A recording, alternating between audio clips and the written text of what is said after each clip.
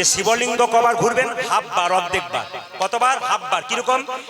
এইটা ধরুন শিবলিঙ্গ, এইদিকে জলটা পেরিয়ে যাচ্ছে, জলটা অভিষেক করা জলটা, এটা শিবলিঙ্গ। আপনি এখান থেকে ঘুরে এলেন এই পর্যন্ত, এইখান থেকে এই পর্যন্ত পেরোলেন না, কিন্তু পেরিয়ে গেলে কিন্তু ফুল হয়ে গেল। আপনি এখান থেকে এতটা এলেন, আবার এখান থেকে এতটা এলেন, কিন্তু গোটাটা ঘুরবেন না, হাফ বার ঘুরতে হয়। আচ্ছা, বেল পাতা 3টে দিতে হয়, কিন্তু মায়েরা তেল তেলে দিকটা দেবেন না, খসখসে দিকটা দেবেন। খসখসে দিকটা নয়, তেল তেলে দিকটা দিতে হয়। আর বেল পাতা দেবার সময় খোঁচাওয়ালা বেল পাতা দিলে যদি কাঁটা বোটা থাকে না, তাহলে বজ্রঘাতের সমান হয়। এত সোজা নয়। সোমবার দিন বেল পাতা দিন, আশ্চর্যের ব্যাপার, সোমবার দিনই বেল পাতা তুলতে নাই। যদি কেউ সোমবার দিন বেল পাতা তোলেন, তাহলে মহা অপরাধের ভাগী হন। ওই জন্য মাথায় রাখবেন মায়েরা, সোমবার দিন বেল পাতা তুলবেন না, আগের দিন তুলে রাখবেন, তারপর দিন সোমবার দিন আপনি বেল পাতা দিন। যদি 11টা দিতে পারেন তাহলে খুশি, আর 3টে দিলেও খুশি, না দিতে পারলে বেল পাতা চূর্ণ দিলেও খুশি, কারণ বাবা অল্পতেই সন্তুষ্ট। ওই জন্য বাবার আরেক নাম আশুতোষ, অল্পতেই সন্তুষ্ট। তুলসী গাছে জল দেওয়ার সময় পেটে বাচ্চা থাকুক আর না থাকুক, বাড়ির সবাই দেবেন। আশ্রমে আসার জন্য 3টে লাভ আছে। আশ্রমের আ মানে কি? আহার পাওয়া, এখানে এলে আহার পাওয়া যায়। আর আ মানে কি? একটু আরাম পাওয়া যায়। আরাম মানে কি? শুয়ে থাকার কথা বলিনি, একটু মনের আরাম পাওয়া যায় হরি কথা কৃষ্ণ কথা শুনে। আর আ মানে কি? আরাম, আহার আর আশ্রয় পাওয়া যায়। এ হচ্ছে আশ্রম। এই প্রকৃত আশ্রমে যে মেয়েটি আমাকে বায়না করেছে আপনাদের সামনে আছে, রিমা সেন। আমাদের বীরভূমেরই পাশে একটু দূরেই নদিয়া, মানে আমরা সব লাগালাগি আর কি। তো ওরই ভালোবাসার স্বার্থে, ভক্তির স্বার্থে আমরা এখানে এসেছি। বাবার কৃপাতে, বাবার জন্য টানে উনি টেনে এনেছেন। তো আজকের এই হরিবাসরে ভগবান শ্রীকৃষ্ণের জন্মাষ্টমী উৎসব উপলক্ষে কীর্তন। আচ্ছা মায়েরা, ছেলেদের জন্মোৎসব পালন করেন, তাহলে কৃষ্ণের জন্মোৎসব পালন করবেন, হ্যাঁ কি না? জোরে বলুন, হ্যাঁ কি না? বাংলা বুঝতে পারছেন তো? বলছে শ্রীকৃষ্ণের জন্মাষ্টমী পালন করবেন কি না? আচ্ছা, কৃষ্ণ জন্ম নিয়েছিল কটায়? সন্ধে 6টায় না সকাল 6টায়? জোরে বলুন, কটায় জন্ম নিয়েছিল? অনেকে অনেকের মুখ দিকে তাকাচ্ছে, তুই বল, ও বলছে তুই বল। কিন্তু জেনে নিন, কৃষ্ণের জন্ম হয়েছিল রাত্রি 12টার সময়। যারা জানে 12টা, তারা তাকাতাকি করছে, আবার কি বলছে রে বাবা। ভগবান কৃষ্ণের জন্ম হয়েছিল 12টার সময়।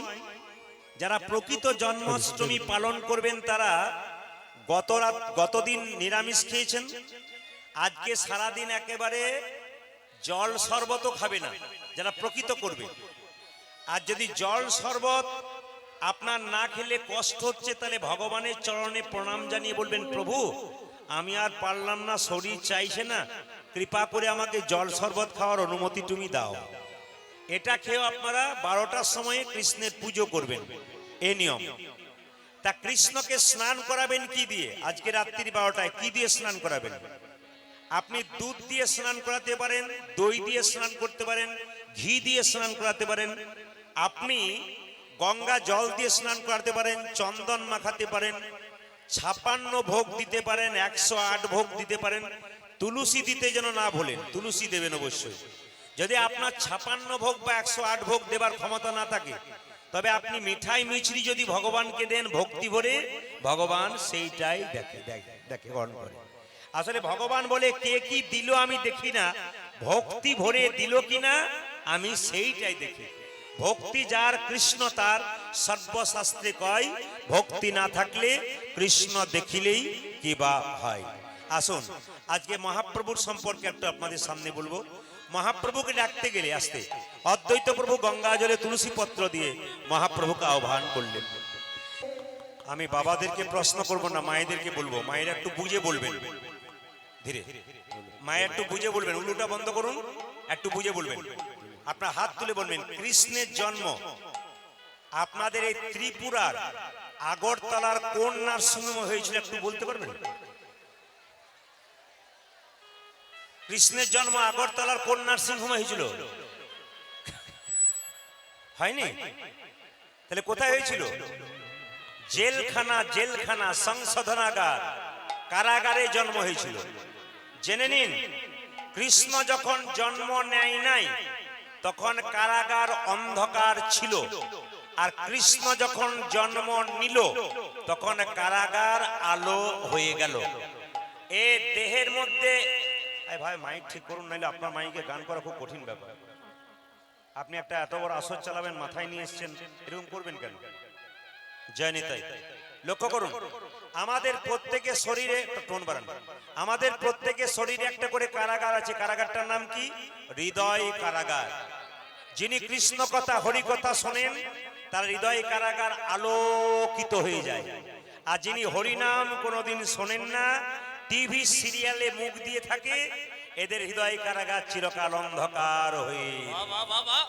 এই জন্যে মায়েরা জেনে নিন, মহাপ্রভু যখন জন্ম নিল ভগবানকে ডাকবেন কেন, ভগবানের নাম করবেন কেন, ভগবানের নাম শুনবেন কেন, যুক্তিগুলো দেখুন। একটা বাচ্চা জন্ম নেবে, কি খাবে একথা কে ভেবেছে? আচ্ছা, বাচ্চা জন্ম নেবার পরে কি আপনারা ল্যাকটোজেন, ন্যাস্টোজেন, হরলিক্স কিনে দিন? জোরে বলুন। বাচ্চা জন্ম নেবার পর কিনে দিন। তাহলে বাচ্চা জন্ম নিয়ে কি খাবে? তার জন্য মায়ের স্তনদুগ্ধে ভগবান এমন মধুভাণ্ড দিয়েছে যা পৃথিবীর আর কোথাও নাই। মায়ের দুধটা খুব গরম নয় যাতে বাচ্চার জিভ পুড়ে যাবে। মায়ের দুধটা খুব টক নয় যাতে বাচ্চার অম্বল হয়ে যাবে। মায়ের দুধটা খুব মিষ্টি নয় যাতে বাচ্চা সুগার হয়ে যাবে। মায়ের দুধটা খুব ঠান্ডা নয় যাতে বাচ্চা সর্দি লেগে যাবে। গাছের মধ্যে দিলেন ফল, নদীর মধ্যে দিলেন জল।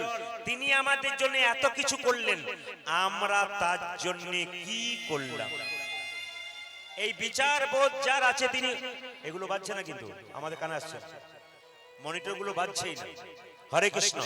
এই বিচার বোধ যার আছে একমাত্র সেই ভগবানের নাম করবে। আর এই বিচার বোধ যার নাই সে ভগবানের নাম কোনোদিন করবে না। এইবার দেখে নিন মায়েরা, যে যেখানে বসে আছেন, ভগবানের নাম কীর্তন করতে গেলে একটা কথা মাথায় রাখবেন, ভগবানকে যদি দিতে পারেন আপনি, তবে তুলসী পাতা কাছে না থাকলে মন তুলসী গোবিন্দের চরণে দাও। গঙ্গা জল যদি সামনে না থাকে তবে দুটো নয়নের জল গোবিন্দের চরণে দাও। যদি চন্দন কিনবার পয়সা না থাকে তবে ভক্তি চন্দন গোবিন্দের চরণে দাও। মহাপ্রভু যখন জন্ম নিলেন মায়েরা, এত সুন্দর দেখতে, আকাশের চাঁদ যেন মাটিতে নামলো, গায়ের রংটা কাঁচা সোনার মতো। আপনাদের এই ত্রিপুরার এই পথ দিয়ে যদি আপনি পেরিয়ে যাচ্ছেন এই রাস্তা দিয়ে, এখন যদি দেখেন যে একটা বাচ্চা ছেলে সুন্দর দেখতে রাস্তায় খেলা করছে, মায়েদের ইচ্ছা হবে না একবার কোলে নিতে? সবার ইচ্ছা হয়। আচ্ছা, কোলে নিয়ে আদর করবেন। মহাপ্রভু এত সুন্দর দেখতে, পাড়ার মেয়েরা গঙ্গায় জল আনতে গেলে একবার কোলে নিত। ছেলে এত দুষ্ট, যার কোলে চাপতো তার কোলে কাঁদতো। সঙ্গে সঙ্গে মেয়েরা চিৎকার করে বলতো, এ সচিমাতা, এত সুন্দর ছেলের জন্ম দিলি, কোলে নিতে ইচ্ছা করে কিন্তু কোলে নিলে কান্নাকাটি করে। আচ্ছা, কি করলে কান্না বন্ধ হবে একটু বল দেখিনি? তখন সচিমাতা বলতো, আমার ছেলেকে লজেন্স বিস্কুট দিলে কান্না বন্ধ হবে না, আমার ছেলের কানে কৃষ্ণ নাম শুনিয়ে দাও, দেখবে আমার ছেলের কান্না বন্ধ হয়ে যাবে। তাহলে মহাপ্রভু যে ভগবান তার প্রমাণ দিয়ে দিয়েছেন। নিমাইকে কোলে নিয়ে পাড়ার মেয়েরা বলতো, বল নিমাই কি? কৃষ্ণা কৃষ্ণা কৃষ্ণা কৃষ্ণা কৃষ্ণা কৃষ্ণা কৃষ্ণা হে। গাড়ি বাড়ি টাকা পয়সা ধন দৌলত করেছেন, কিন্তু সুখে আছেন কি?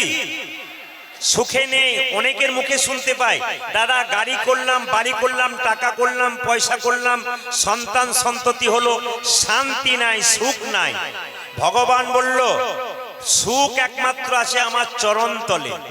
গাড়িতেও নাই, বাড়িতেও নাই, টাকাতেও নাই, গোবিন্দের চরণ ধরবে যে শান্তি এবং সুখ লাভ করবে। এজন্য আজকে শ্রীকৃষ্ণ জন্মাষ্টমী উৎসব হবে। আজকে কিন্তু সারাটা রাত্রি আপনাদের গোবিন্দের জন্য দিতে হবে। পারবেন তো হ্যাঁ কি না? জোরে বলুন। যা চাপাচাপি চলছে আপনারা পারবেন তো? বলুন হ্যাঁ কি না। বেশ, একটু জোরে বলুন। আজকে সারা রাত্রি জাগতে পারবেন তো? একটু জোরে বলুন। সবাই হ্যাঁ বলছে, দু চারজন মানে খুব দুঃখ করে বলছে। একেই গরম, তারপর আপনি সারা রাত্রি বলছেন। না না, আমি সময় শেষ করব, চিন্তা নেই। বেশ, লক্ষ্য করুন। সুখে থাকতে গেলে একটা নিয়ম বলে দিন, আশ্রয় লইয়া ভজে যে তারে কৃষ্ণ নাহি তেজে, বাকি সব মরে অকারণ। আপনাদের ত্রিপুরাতে কলাই ভাঙার জাঁতা আছে মায়েরা বাড়িতে? জোরে বলুন। আগে ছিল। আগে ছিল জাঁতা, জাঁতা কলাই ভাঙার জাঁতা আছে, ছিল। আচ্ছা, জাঁতার মাঝে কটা ফুটো থাকে? 3টে না 4টা? জোরে বলুন। হাতে ইশারা করে দেখেন কটা ফুটো থাকে জাঁতাতে? 2টো, একটা মাঝে একটা পাশে। মাঝের ছিদ্রতে কি বলা হয়? কাঠের গোঁজ।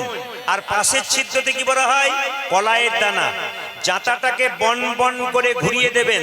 যখন তুলবেন তখন দেখবেন কিছু কিছু কলাইয়ের দানা ভেঙে গুড়ি গুড়ি হয়ে গেছে, কিছু কিছু কলাইয়ের দানা অর্ধেকটা ভেঙেছে অর্ধেকটা ভাঙেনি, আর কিছু কিছু কলাইয়ের দানা দেখবেন গোটাকে গোটা রয়ে গেছে।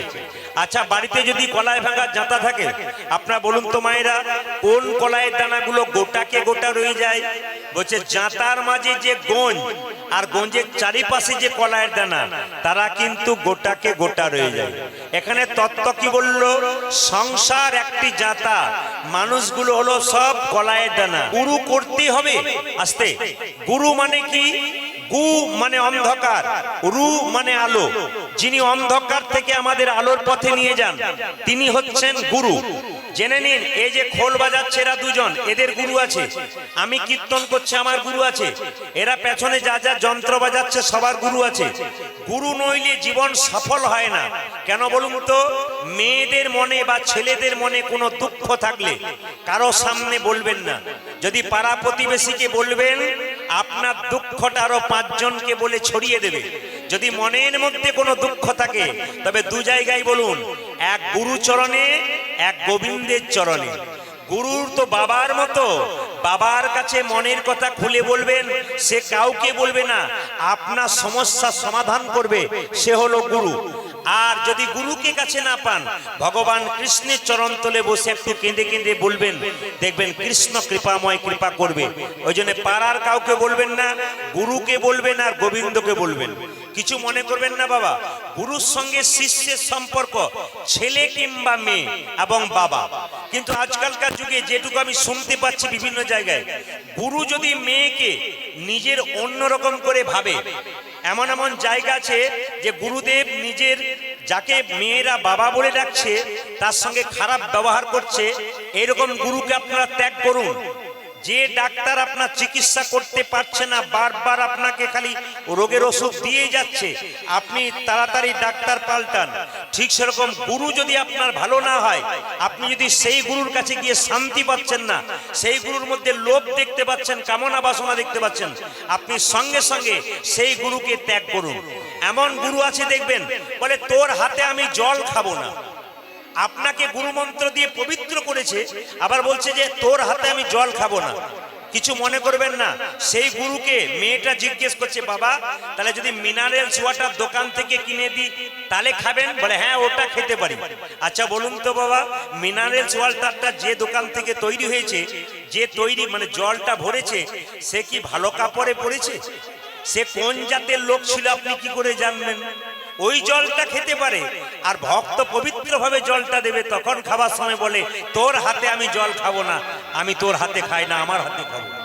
আবার দেখবেন অনেক গুরু আছেন আপনার সামনে বলে, তোর হাতে আমি রান্না খাবো না, আমি নিজে রান্না করে খাবো, আমাকে চাল ডাল দে। কিছু মনে করবেন না। সে যদি বলে গ্যাস সিলিন্ডারটা এনে দে, আমি নিজে রান্না করব। যে গ্যাস সিলিন্ডারটা আপনি এনে দিলেন, ওটা 4 তারিখে যার বাড়িতে ছিল সেখানে মাছ মাংস রান্না হয় নাই, আপনি কি করে জানবেন? তখন গুরুদেব বলছে, এক কাজ কর না। বলে কি? একটু গঙ্গা জল ছিটিয়ে দে, পবিত্র হয়ে যাবে। শিষ্য বলছে, কেন? আমি যদি গঙ্গা জল ছিটিয়ে নিই তাহলে আমি রান্না করলে কি ক্ষতি আছে? সবচাইতে লজ্জার ব্যাপার এইটাই। গুরু যদি করবেন, বেছে বেছে যাকে তাকে গুরু করবেন না। মায়েরা, মন্দিরে যতই আপেল কলা লেবু নিয়ে যান, যদি আপনার দেহ পবিত্র না হয়, গুরু মন্ত্র না নেন, তবে আপনার গোবিন্দ কোনদিন কৃপা করবে না, গোবিন্দ সেবা নেবে না।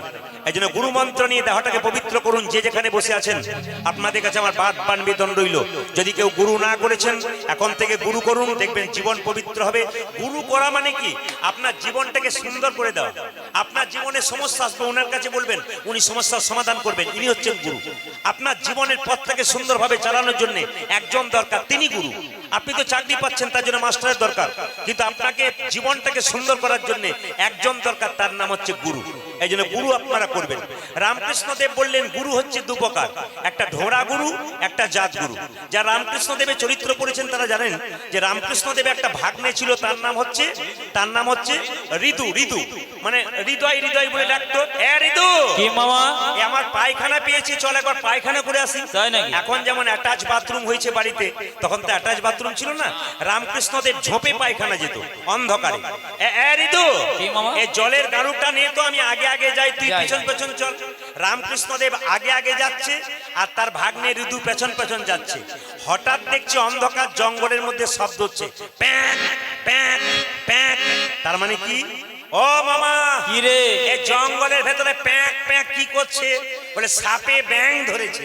তখন ঋতু বলছে একবার দেখলে হয় না? বলে ওদের কাজ ওরা করুক, আমাদের কাজ আমাদের করতে চল।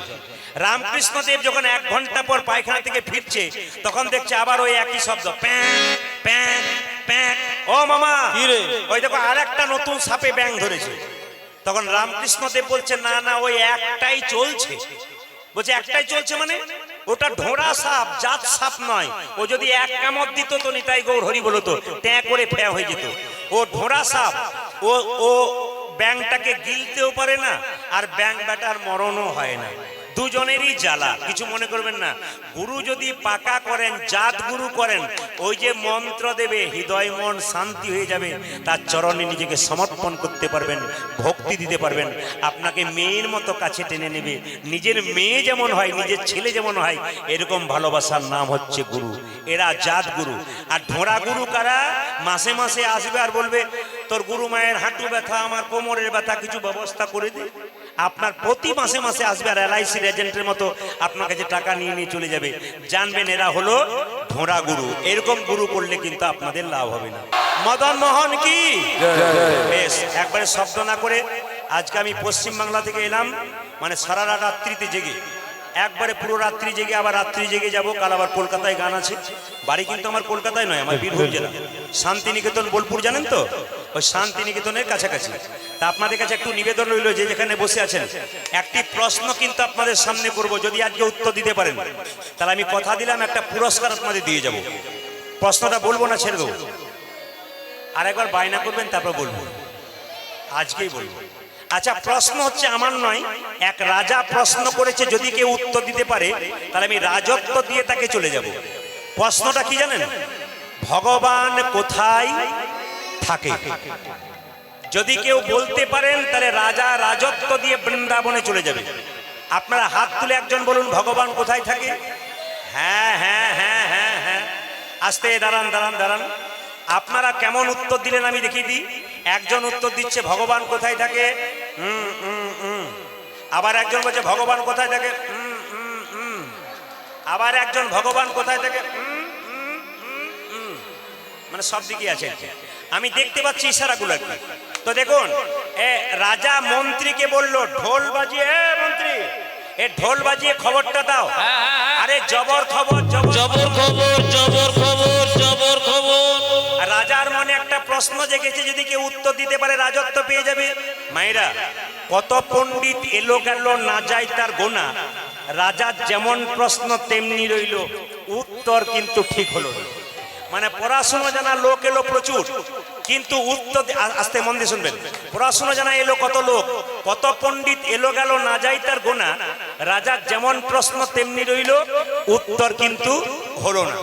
এখন মন্ত্রী গালে হাত দিয়ে রাজার কাছে যাচ্ছে রাজবাড়িতে, উত্তর পেল না বলে, সঠিক উত্তর পেল না বলে, যে যেমন পাচ্ছে উত্তর দিচ্ছে। তখন একটা ছেলে একটা পোড়া রুটি খাচ্ছে ছেঁড়া কাপড় পরে। সে জিজ্ঞেস করলো, ও মন্ত্রী, এর রাজবাড়িতে ভোজ হচ্ছে নাকি? বলে কেন? এত এত লোকের আসা যাওয়া, তাহলে আমি খেতাম। সঙ্গে সঙ্গে মন্ত্রী বলল, রাজার হলো মনের জ্বালা, এ বেটার পেটের জ্বালা, শুধু খাবে খাবে। পেট ভরে খাবি যদি একটা প্রশ্নের উত্তর দিবি। ছেলে বলল, প্রশ্নটা বলো। মন্ত্রী বলল, কত পণ্ডিত পারলো না, তুই পারবি কি করে? বলছে যেখানে দেখিবে ছাই উড়াইয়া দেখো তাই পাইলেও পাইতে পারো অমূল্য রতন। বলা তো যায় না, হতেও পারে তুই স্কুলে পড়েছিস না আমি পড়ি নাই, তাহলে পারবি কি করে? বলে আমি পারবো, চেষ্টা করব। প্রশ্নটা বলো, ভগবান কোথায় থাকে? ছেলে বলল বাবা এর মতো সহজ উত্তর আর আছে? ভগবান কোথায় থাকে আমি এখনই বলে দেবো। বলে এখন বলার দরকার নয়, রাজার কাছে গিয়ে বলবি। ছেলে বলল তাহলে চলো আমাকে রাজবাড়িতে নিয়ে চলো। মায়েরা, ছেলেটা খাচ্ছিল কি? একটা পোড়া রুটি, আর পরেছিল কি? ছেঁড়া জামা কাপড়। এখন ছেঁড়া জামা কাপড় পরে পোড়া রুটি পরে, পোড়া রুটি হাতে নিয়ে যখন রাজবাড়িতে গিয়ে, ওখানে কি হচ্ছে? ওই পেছনে ওখানে ওই যে ওইখানটায়, ওটা পছন্দ নয় আমার। ওখানটা কি হচ্ছে? বের করে বের করো, বের করো, বের করে দেন। ওখানে বের করো। এই যে ওখানে, ওখানে বের করো, বের করো। ওই যে ওইখানটায়। না না, ওখানে নয়, রাজার বাড়ি। মানে রাজার বাড়িতে ঢুকে গেছে সেই ছেঁড়া ছেঁড়া জামা কাপড় পরে পোড়া রুটি নিয়ে। ও কে বলছে? আপনাদের বলা। অনেকে তাকাচ্ছে। কে আছিস? ওকে ঘাট ধরে। ছেলে প্রশ্ন করলো, রাজা মশাই আমাকে বের করতে বলছেন কেন? রাজবাড়িতে ঢুকেছিস আর পোড়া রুটি আর ছেঁড়া কাপড়, ভালো কাপড় পরে আসতে পারিসনি? ভদ্রলোক হতে পারিসনি? ছেলে বলল রাজা মশাই একটা প্রশ্ন করব, ছোট মুখে বড় কথা। যদি কেউ 10-12টা চুরি ডাকাতি করে, 10-12টা মার্ডার করে একটা দোকান থেকে নতুন কাপড় পরে আপনার সামনে দাঁড়ায়, উনি ভদ্রলোক হয়ে যায়? রাজা বলল মন্ত্রী এর ভেতরে মাল আছে, মুখে ঝাল আছে, বেটা পারবি বোধহয়। এ তুই কে রে?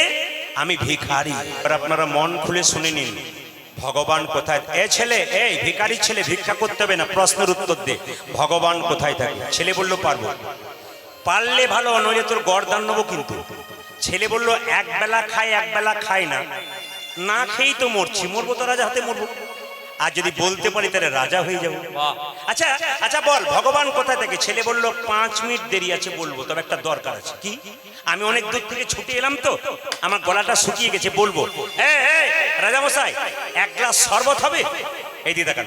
রাজা বলল কে আছিস? এক গ্লাস শরবত নিয়ে তো একটু লেবু দিয়ে দিবি। শরবতটা যেই না ছেলেটা হাতে দিয়েছে, অমনি ছেলে জিজ্ঞেস করছে রাজা মশাই এটা শরবত? হ্যাঁ। তাহলে চিনি কই? মায়েরা শরবত তৈরি করার পর চিনি দেখতে পান? জোরে বলুন হ্যাঁ না না। জোরে বলবেন, শরবত তৈরি করার পর চিনি দেখতে পান? ছেলে কেমন পেঁচালো, ছেলে দেখুন রাজাকে বলছে এটা যদি শরবত তাহলে চিনি কই? রাজা বলছে এই জন্য তুই ভিখারি নইলে প্রফেসর হতে পারতিস। আরে জলের মধ্যে চিনি আছে, খালি চোখে দেখা যায় না, চুমুক দিলে বোঝা যায় চিনি আছে। ছেলে বলল রাজা মশাই এই গ্লাসটার মধ্যে আপনার প্রশ্নের উত্তর আছে। বলে কেন? বলছে জলের মধ্যে চিনি আছে, তা যেমন খালি চোখে দেখা যায় না, চুমুক দিলে বোঝা যায়, বিশ্ব ব্রহ্মাণ্ডের মধ্যে ভগবান চিনির মতো মিশে আছে। যে ভক্ত ভক্তির চুমুক দেয় একমাত্র ভগবান। তার মানে কি? ভক্তি যার কৃষ্ণ তার, সর্বশাস্ত্রে কয়। আর ভক্তি না থাকিলে কৃষ্ণ দেখিলেই কি বা হয়। মায়েরা, এই মন্দিরে রাধা কৃষ্ণকে আপনি দেখছেন, যদি তাকে মনে হয় পাথরের মূর্তি তাহলে ভুল করছেন। উনাদের মধ্যে জীবন আছে, আপনি কোথায় কি করছেন কি না অন্তর্যামী ভগবানের আরেক নাম। আপনি কোন ভাব নিয়ে কীর্তন শুনছেন সেটা প্রদীপ পাল বুঝতে পারুক না পারুক, ভগবান কিন্তু আপনার অন্তরের ভেতরে ঢুকে আছেন, ওনার নাম অন্তর্যামী। আপনি কীর্তন শুনতে শুনতে কার কথা ভাবছেন, কোথাকার কথা ভাবছেন, এটা প্রদীপ পাল বুঝতে পারছে না, কিন্তু একজন বুঝতে পারছে। এই জন্য ভগবান বললেন যখনই হরিবাসরে বসবে, যখনই হরি নাম শুনবে, শাস্ত্র বলল মান মানা ভাবা, তোমার মনটা আমাকে দিয়ে দাও, আর কিচ্ছু দরকার নেই। তুমি কটা আপেল দিলে লেবু দিলে ওদিকে আমি তাকাবো না, তোমার মনটা আমাকে দিয়েছো কিনা। এই জন্য হরিবাসরে আপনারা বসে আছেন, নিজেদের মনগুলো অন্যদিকে দেবেন না, নিজেদের চোখগুলো অন্যদিকে তাকাবেন না, মনটা ভগবানকে দিয়ে দিন, ব্যাস। ভগবান বলছে যে আমাকে মন দিয়ে দেয় আমি তাকে সব দিয়ে দিই। কোথা আপেল দিল না কলা দিল ওদিকে আমি তাকাবো না, আমাকে মনটা দিল কিনা তাই দেখবো। তাই আসুন আজকে সবাই মিলে হাততালি দিয়ে গানটা গাইতে গাইতে আমরা লীলাতে প্রবেশ করব। একটা সুন্দর লীলা, আজকে প্রসাদ পাবেন সবাই একসঙ্গে হাততালি দিয়ে দিয়ে। মহাপ্রভুর বাণী কি বললেন? 10-5 সবে মিলে দাঁড়েতে বসিয়া কীর্তন করহ সবে হাতে তালি দিয়া। আমাদের হিন্দুদের কোনো ধর্মীয় স্কুল নাই। মহাপ্রভু বললেন যেখানে হরিনাম হবে সেখানে সবাই বাচ্চা বুড়ো সবাই আসবেন, বুঝুন আর না বুঝুন আপনার তালি দেবেন। মায়েরা, জ্বর হলে দেখবেন জিভটা তেতো লাগে না মিষ্টি লাগে? জোরে বলুন। জ্বর হলে জিভ তেতো লাগে না মিষ্টি লাগে? তেতো লাগে। আচ্ছা জ্বর হলে যখন জিভ তেতো লাগে, বারবার মিষ্টি খেলে দেখবেন আস্তে আস্তে তেতো দূর হয়, একবার মিষ্টি খেলে দূর হয় না। ওই জন্য হরিনাম যাদের ভালো লাগে না তারা চুপচাপ বারবার বসবে, বারবার বলবে, দেখবে এক সময় তার ভগবানের প্রতি মন চলে যাবে। এই জন্য হরিবাসরে আসতে হয়, বাচ্চা বুড়ো স্বামী স্ত্রী সবাই মিলে একসঙ্গে বসে কীর্তন শুনতে হয়। শান্তি বাড়িতে নাই, শান্তি এখানে আছে। তাই সবাই মিলে হাততালি দিয়ে আমার সঙ্গে গানটা গান, সবাই মিলে একসঙ্গে। হরি হরয়ে নম কৃষ্ণ নব কৃষ্ণ। আজকে জন্মাষ্টমীর দিন সবাই মিলে কীর্তন করুন, কারণ আজকে নিয়ম হচ্ছে সারাটা দিন সারাটা রাত্রি ভগবানের নামের সঙ্গে থাকলে সারা বছর আপনার ভালো যাবে। মানে স্বয়ং ভগবান যিনি জগতের প্রতি, তার নামের কাছে যদি বসতে পারেন, তালি দিতে পারেন, সারা বছর আপনার মঙ্গল হবে। শুধু তাই নয়, আমি কীর্তনে আসলে প্রত্যেক জায়গায় যাই, ছেলেদের চাইতে মেয়েদের সংখ্যা বেশি হয় প্রতিটি জায়গাতে। এই নিয়ম কেন বলুন তো? মেয়েরাই পারে ঘরের শান্তি ফিরিয়ে আনতে। কেন? আপনাদের কাছে বাচ্চা আচার শিখবে, বাবার কাছ থেকে বিচার শিখবে। যে যেখানে আছেন, আজকে কীর্তনের শেষে আপনারা এই প্রসাদটা নিয়ে যাবেন। প্রসাদটার নিয়ম আপনাদের বলে দিই, যে যেখানে আছেন প্রসাদটা ওইদিকে সাউন্ড বন্ধ হয়ে গেছে, শুনতে পাচ্ছেন না। প্রসাদটা আপনার কীর্তনের শেষে কাপড়ে কোণে বেঁধে নিয়ে যাবেন মায়েরা, দাদা ভাইরা পকেটের ভেতরে নিয়ে যাবেন। লাভ কি আছে? ছোট্ট রঘুনন্দন বর্ধমান জেলার শ্রীখণ্ডে গোপীনাথের মন্দির আছে। যদি আপনারা গয়া, কাশী, বৃন্দাবন সব জায়গায় যাচ্ছেন, একবার আমাদের পশ্চিমবাংলার বর্ধমান জেলার শ্রীখণ্ড গ্রাম যাবেন। যেমন আপনারা তারাপীঠ মায়ের মন্দির যান না অনেকে, জোরে বলুন হ্যাঁ না। ওখানে গেলে আপনারা শ্রীখণ্ড গোপীনাথের মন্দির ঘুরবেন, দেখবেন গোপীনাথের হাতে অর্ধেকটা পাথরের নাড়ু আছে। আসলে 5 বছরের বাচ্চা রঘুনন্দন গোপীনাথকে নাড়ু খাইয়েছিল। এই প্রসাদটা খাইয়েছিল বৃহস্পতিবার দিন, জন্ম হয়েছিল বৃহস্পতিবার দিন। আর যেদিন বাড়িতে সরস্বতী পুজো ছিল, সেদিন কিন্তু এই প্রসাদটা খাইয়েছিল। ওই জন্য আপনারা এই প্রসাদটা নিয়ে গিয়ে, সবাই তার গোটা প্রসাদ পাবেন না, অর্ধেকটা একটুখানি পাবেন। যদি নাও পান, সবার জন্য বলে রাখি, চিৎকার চেঁচামেচি বন্ধ করবেন ওখানে। সবার জন্য বলে রাখি, যদি নাও পান, তাহলে আপনারা বাড়িতে বৃহস্পতিবার দিন হরির লুট দিয়ে দেবেন। হরির লুট বোঝেন তো? 1 কেজি বাতাসা এনে হরির লুট দিয়ে দেবেন। এই বাতাসাটা তাতে মিশিয়ে দেবেন গুঁড়ি করে। প্রত্যেক বৃহস্পতিবার আপনার বাচ্চাকে সকাল 10টায় স্নান করিয়ে তুলসী মন্দিরে বসাবেন। আর মা একটা ভালো কাপড় পরে এইটুকু প্রসাদ একটা তুলসী পাতা নিয়ে জয় গোপীনাথ 3 বার বলে বাচ্চার কপালে ঠেকিয়ে মুখে দিয়ে দেবেন। আর বাচ্চাকে প্রতিদিন তুলসী গাছে জল ঢালতে বলবেন। দেখবেন 1 বছরের মধ্যে বাচ্চার চঞ্চলতা দূর হবে, বাচ্চা ঠান্ডা হয়ে যাবে। 2, কারো বাড়িতে অশান্তি আছে, বলবে না টাকা আছে পয়সা আছে শান্তি নাই, মায়েরা শান্তি ফেরানোর পথ বলে দিই। শাস্ত্রে বলল, যদি এই প্রসাদটা নিয়ে গিয়ে প্রতি বৃহস্পতিবার তুলসী গাছের নিচে গুঁড়ি করে ভেঙে দিতে পারেন, প্রতিদিন 1 ঘটি করে জল দিতে পারেন বাড়ির সবাই, দেখবেন 1 বছরের মধ্যে বাড়িতে শান্তি ফিরে আসছে। দ্বিতীয়, বাড়িতে কোনো অসুস্থ ব্যক্তি ছটফট করছে, কষ্ট পাচ্ছে, অনেক কষ্ট হচ্ছে, আপনি প্রসাদটা জয় গোপীনাথ বলে তুলসী পত্র দিয়ে তাকে প্রতি বৃহস্পতিবার খাওয়াবেন। ওই জন্য বললাম, বাড়িতে 1 কেজি বাতাস আপনারা দেবেন, বাড়িতে 1 কেজি বাতাস আপনারা নেবেন, হরির লুট দেবেন, এই বাতাসাটা মিশিয়ে দেবেন। যারা দূরে আছেন, যদি কেউ না পান, তবে বাড়িতে হরির লুট দেওয়ার বাতাসাটা দেবেন, ওতেই কাজ আছে। তবে এখানে প্রচুর বাতাসা আছে, আমি শেষে কিন্তু আপনাদের সবাইকে দেওয়া করাবো। আরও আমি হারাধন বাবুকে বলবো, যদি বাতাসা থাকে আপনি তৈরি রাখুন, এখানে সবাইকে দেওয়া হবে বাতাসা প্রসাদ।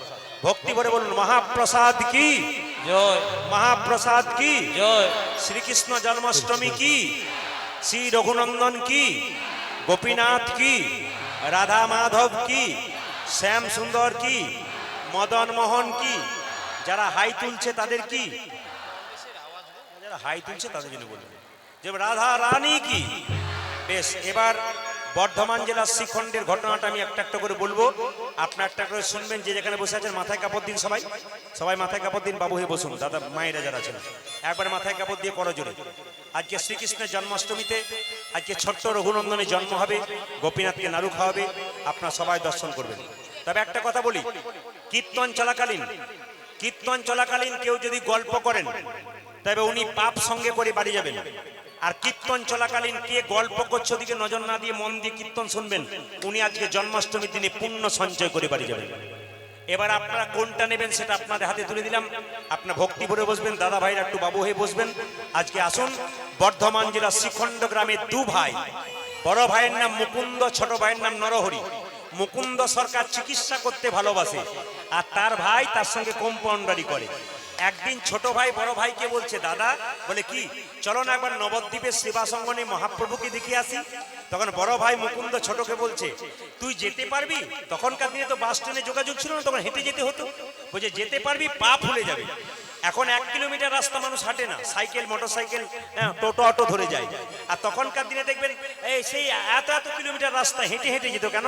কৃষ্ণ নাম করতে করতে চলে যেত, শরীর মন দুই ভালো থাকতো।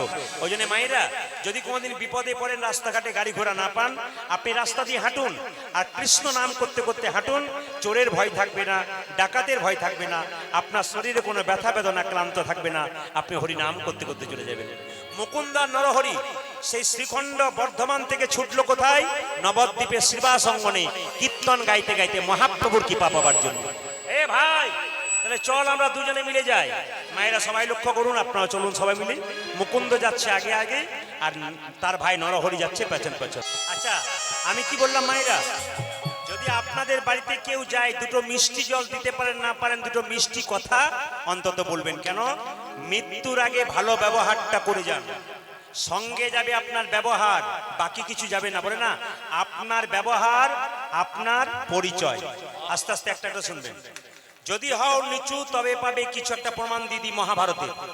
আচ্ছা বলুন তো, কৃষ্ণ কার পক্ষে ছিল? জোরে বলুন। পঞ্চ পাণ্ডবের পক্ষে না 100 ভাইয়ের পক্ষে? জোরে বলবেন। কৃষ্ণ কার পক্ষে ছিল? পঞ্চ পাণ্ডবের পক্ষে। 100 ভাইয়ের পক্ষে ছিল না কেন? একদিন নারদ মুনি কৃষ্ণকে প্রশ্ন করলো, প্রভু তুমি পঞ্চ পাণ্ডবের পক্ষে যোগ দিলে, 100 ভাইয়ের পক্ষে যোগ দিলে না কেন? সঙ্গে সঙ্গে কৃষ্ণ বলে উঠলো, এই নারদ, যেদিকে অধম থাকে আমি সেই দিকে থাকি, আর যেদিকে উত্তম থাকে আমি সেই দিকে থাকি না। যেখানে অহংকারী থাকে সেখানে আমি নাই, যেখানে প্রেম ভক্তি থাকে সেখানে আমি আছি।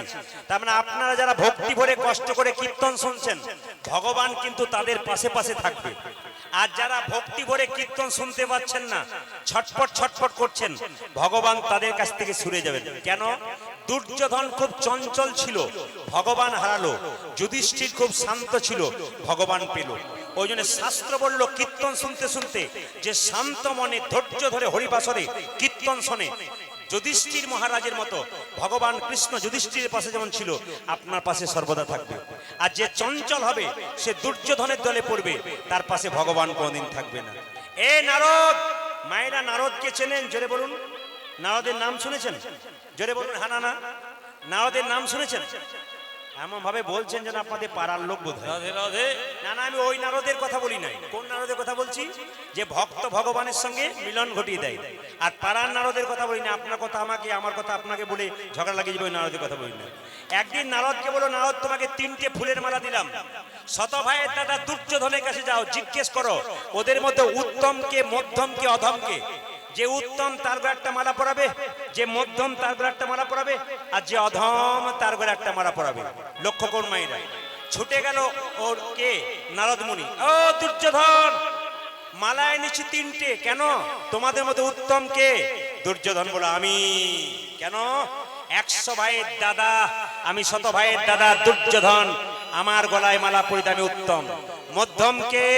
আমার মেজ ভাই দুঃশাসন। অধম কে? আমার এখানে কে অধম নাই। 3টি মালাই ফেরত নিয়ে এলো নারদ মুনি। ভগবানকে বললো, প্রভু উত্তম পেলাম, মধ্যম পেলাম, অধম পেলাম না। যে চলে যাও তাহলে কোথায়?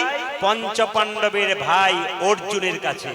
অর্জুনের কাছে যখন নারদ মুনি 3টে ফুলের মালা নিয়ে গেছে, অর্জুন প্রশ্ন করলো, এই যে 3টে ফুলের মালা কেন? সঙ্গে সঙ্গে নারদ মুনি বলল, তোমাদের মধ্যে উত্তমকে তার উপর একটা মালা পরাবো, মধ্যমকে তার উপর একটা মালা পরাবো, অধমকে তার উপর একটা মালা পরাবো। মায়েরা, সঙ্গে সঙ্গে নারদ মুনিকে অর্জুন বলে উঠলো, উত্তম যদি হয় পৃথিবীতে একজন, পুরুষোত্তম ভগবান কৃষ্ণ, তার ছবিটা দেওয়ালে টাঙানো আছে, তার গলায় মালা পরিয়ে দাও। মধ্যমকে? অর্জুন বলে উঠলো, ভক্ত ভগবানের মধ্যে মিলন ঘটায় যে, সে হলো মধ্যম। ওগো নারদ মুনি, তুমি ভক্ত ভগবানের মধ্যে মিলন ঘটাও, তুমি মধ্যম। মধ্যমের মালা যদি পড়বে তবে তুমি পড়ো। অধমকে? অর্জুন কেঁদে কেঁদে বলে, যুগ যুগ ধরে আমি অপেক্ষা করিয়াছি গোবিন্দের চরণ পাবারে লাগি, মালা যদি পরাবে অধমের মালা, তবে আমার গলায় পরিয়ে দাও। ভগবানকে গিয়ে নারদ মুনি বলল, প্রভু এতক্ষণে বুঝতে পারলাম, কেন? যদি হও নিচু তবে পাবে কিছু। ওই জন্য যারা কীর্তন শুনছেন, ধৈর্য যার ভগবান তার, ধৈর্য যার নাই ভগবান তার নাই। দুজন যখন এরকম করে দাঁড়িয়ে আছে মহাপ্রভুকে দেখবে বলে, মহাপ্রভু শিবাসঙ্গম থেকে বেরিয়ে শ্রীবাসকে বলছে, শ্রীবাস এই মুকুন্দ সরকার নরহরি সরকার আমাকে দেখতে এসছে, চলো সুরধ্বনি তীর দিয়ে কীর্তন গান গাইতে গাইতে যাই, ওরা আমাকে দর্শন করুক। মহাপ্রভু কীর্তন গান গাইতে গাইতে যাচ্ছে, আপনার উলুধ্বনি দেবেন। তো ভাইকে আমি কি নাম? আমার নাম নরহরি সরকার। তুমি আমার সঙ্গে সারা জীবন হরিনাম গাইবে, আমার সঙ্গে সঙ্গে থাকবে। বড় ভাই বলছে, আমি তোকে টেনে টেনে এলাম, আমার জন্য কি হবে? মহাপ্রভু বলল, তুমি 100 বছর আমার সঙ্গ পাবে না, কৃপা পাবে না। এটা কিরকম হলো? আপনাদের ত্রিপুরার এই রাধা গোবিন্দ সেবাশ্রমে যারা কীর্তন শুনতে এলেন, দু ভাই মিলে যে কীর্তন,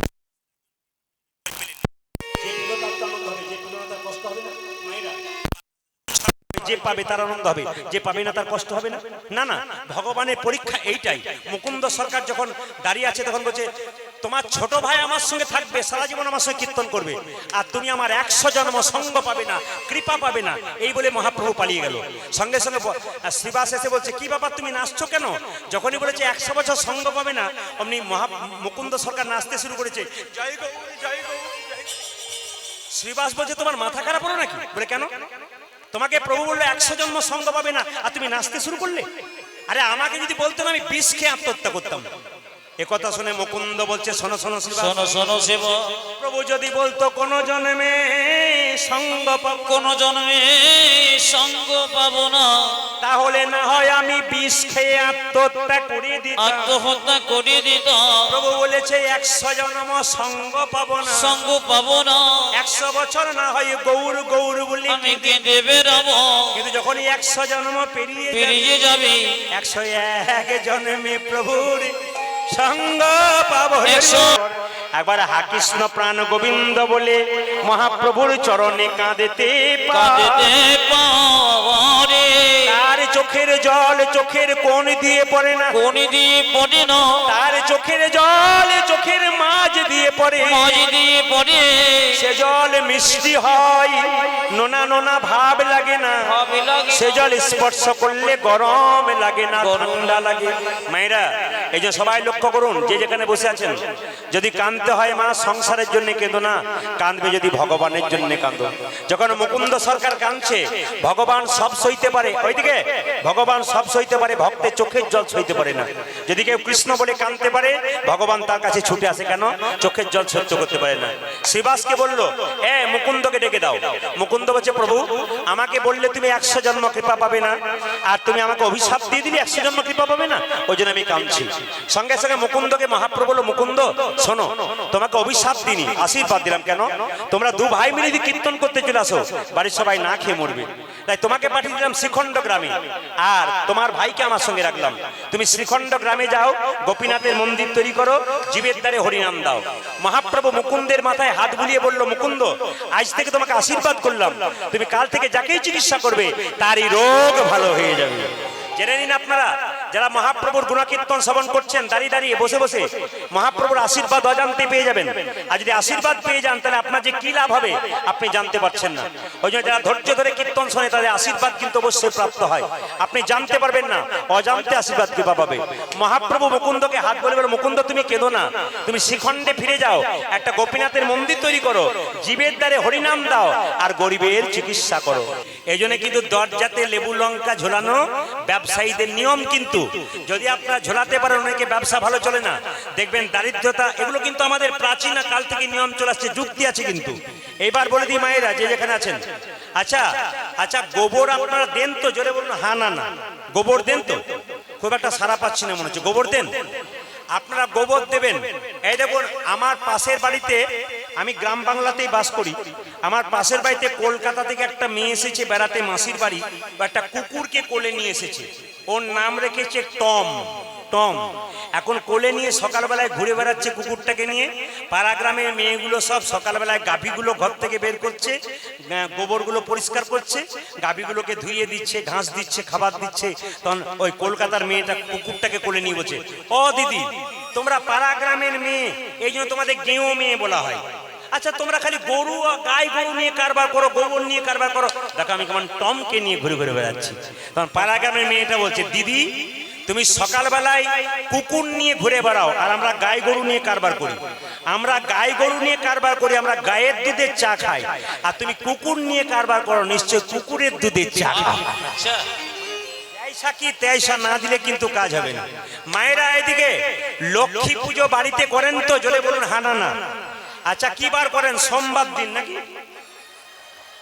বাবারে যেই না সোমবার বলেছে দু চারজন মা বলছে হ্যাঁ হ্যাঁ, কি ভক্তি বলে বলছে। কি বার করেন লক্ষ্মী পুজো? যে পান খাচ্ছে সে বলুন, পান খাচ্ছে সে বলুন। লক্ষ্মী পুজো কি বার করেন? বেশ বেশ জোরে বলবেন। আচ্ছা আপনারা কি বলেন? এসো মা লক্ষ্মী, বসো মা ঘরে, আমার ঘরে থাকো মা অন্ধকার ও আলো করে। আমার মুখস্থ মাঝে মাঝে ভুলে যাই, ঠিক। আচ্ছা এসো মা লক্ষ্মী, বসো মা ঘরে, আমার ঘরে থাকো মা আলো করে। আচ্ছা লক্ষ্মী পুজোতে পাকা কলা দিন? জোরে বলুন হ্যাঁ না না। অনেকে ভয়ে হাঁ দিচ্ছে না, কিছু গন্ডগোল আছে বলে। না আমি বুঝিয়ে দেবো লক্ষ্মী পুজোতে পাকা কলা কেন দিতে নাই। লক্ষ্মীর স্তন যুগল থেকে কলার সৃষ্টি হয়েছে মা, ওই জন্য লক্ষ্মীকে কলা দিতে নাই। তবে লক্ষ্মী নারায়ণ যখন যুগলে থাকবে তখন কলা দেবেন। সবার কাছে নিবেদন রইল, বৃহস্পতিবার দিন লক্ষ্মী পুজো করবেন, লক্ষ্মী এবং নারায়ণকে যুগলে রাখবেন। যদি লক্ষ্মী নারায়ণকে যুগলে দেখবেন, যে কোনো জায়গাতে লক্ষ্মী নারায়ণের ছবি দেখুন, লক্ষ্মী সবসময় নারায়ণের পদসেবা করছে, কোনো সময় লক্ষ্মী নারায়ণ ছাড়া হয় না। আপনার বাড়িতে উৎসব হচ্ছে, আপনার মেয়েকে নিমন্ত্রণ করছেন, জামাইকে করেন নাই, মেয়ের মন ঘরে থাকবে? ছটফট ছটফট করবে না? তাহলে একা লক্ষ্মী রাখলে লক্ষ্মী চঞ্চলা হয়ে যায়, আর নারায়ণকে সঙ্গে রাখলে লক্ষ্মী হলো সুখ, নারায়ণ হলো শান্তি। লক্ষ্মী নারায়ণ যুগলে থাকলে আপনারা কলা দেবেন, আর লক্ষ্মী একা থাকলে কলা দেবেন না। আচ্ছা লক্ষ্মী পুজোয় কলা লাগে না মা? কোজাগরী পূর্ণিমা সময় একা লক্ষ্মী আসে, আপনি কলা দিন। কোলা, কোলা মানে কি? তালের আঁটি, তালের শাঁস, ওইটা দেওয়া হয় লক্ষ্মী পুজোর সময়। আচ্ছা আচ্ছা আপনাদেরকে বলে যায় যে এখানে বসে আছেন, লক্ষ্মী পুজো আপনারা করেন সবাই। আচ্ছা লক্ষ্মী পুজোতে ঘন্টা বাজান? জোরে বলুন হ্যাঁ না না। এখন না বলছেন কিছু গন্ডগোল আছে, বুঝে নাকি? না না, ঘন্টা কেন বাজাবেন না? ঘণ্টকর্ণ নামে এক দেবতা লক্ষ্মীর সঙ্গে খারাপ ব্যবহার করেছিল, ওই জন্য লক্ষ্মী পুজোর সময় ঘন্টা বাজানো হয় না। মুকুন্দ সরকার বাড়িতে গিয়ে একটা গোপীনাথের মন্দির তৈরি করে, যেমন হারাধন বাবু রাধাকৃষ্ণের মন্দির তৈরি করেছেন, ওরকম আপনাদের যদি মন্দির তৈরি করার ক্ষমতা না থাকে, হৃদয় মন্দিরে ভগবানকে রাখবেন। লক্ষ্য করুন, এত চিকিৎসাতে নাম বেড়ে গেল যে সকালবেলায় ঘুম থেকে উঠে গোপীনাথের চরণ সেবা করত, আর তারপরে কিন্তু সবার চিকিৎসা করত, আর যারই চিকিৎসা করত তারই রোগ ভালো হয়ে যেত। কারো ভেতরে যদি অহংকার জন্মে যায় তবে সে শেষ হয়ে গেল।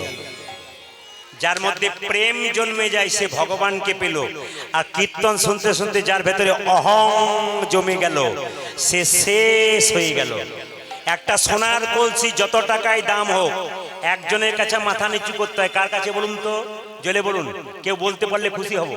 একটা সোনার কলসি যত টাকায় দাম হোক, একজনের কাছে মাথা নিচু করতে হয়। কার কাছে? একটা গ্লাসের কাছে। আপনি কয়েকশো টাকার মালিক, কয়েকশো কোটি টাকার মালিক হতে পারেন, কিন্তু ভগবানের চরণে যদি মাথা নত না করতে পারেন, তবে আপনার জীবনটার কোনো দাম রইবে না। জেনে রাখুন মায়েরা, মুকুন্দ সরকারের চিকিৎসা করতে করতে অহংকার ভেঙে গেল। যখনই বেড়ে গেল তখন ভগবান দেখলো অহংকার সহ্য করতে পারি না, চিকিৎসা করে অহংকার হয়ে গেল, আমি চিকিৎসা করছি। কিন্তু মহাপ্রভুর কৃপাতে চিকিৎসা পেল, ভুলেই গেল। দেখবেন যখন কেউ গাড়ি বাড়ি টাকা পয়সা পায় ভগবানের নাম করতে করতে, যখন অনেক হয়ে যায় তখন ভগবানকে সে ভুলে যায়। ভগবান তখন বলে, দিয়ে ধন দেখে মন কেড়ে নিতে কতক্ষণ, তোকে অনেক দিলাম, তারপর দেখবো তুই কতখানি নিতে পারিস। স্ত্রীর শরীরে কঠিন রোগ দিয়ে দিল, তার স্ত্রী ছটফট ছটফট করছে। একদিন, স্বামী কি এ কি আমার হলো গো, স্বামী এ কি আমার হলো গো। এইদিকে তাকান। মুকুন্দ সরকারের যখন অহংকার ভেঙে চিকিৎসা করতে করতে সবাইকে ভালো করে দিচ্ছি, ভগবান বলল, দাঁড়া, তোর স্ত্রীর শরীরে কঠিন রোগ দেবো। স্বামী, কয়েকদিন ধরে আমার চোখগুলো জ্বালা করে, হাতগুলো জ্বালা করে, কেন মনে হয় আমার সর্বাঙ্গ যেন জ্বলে যায়,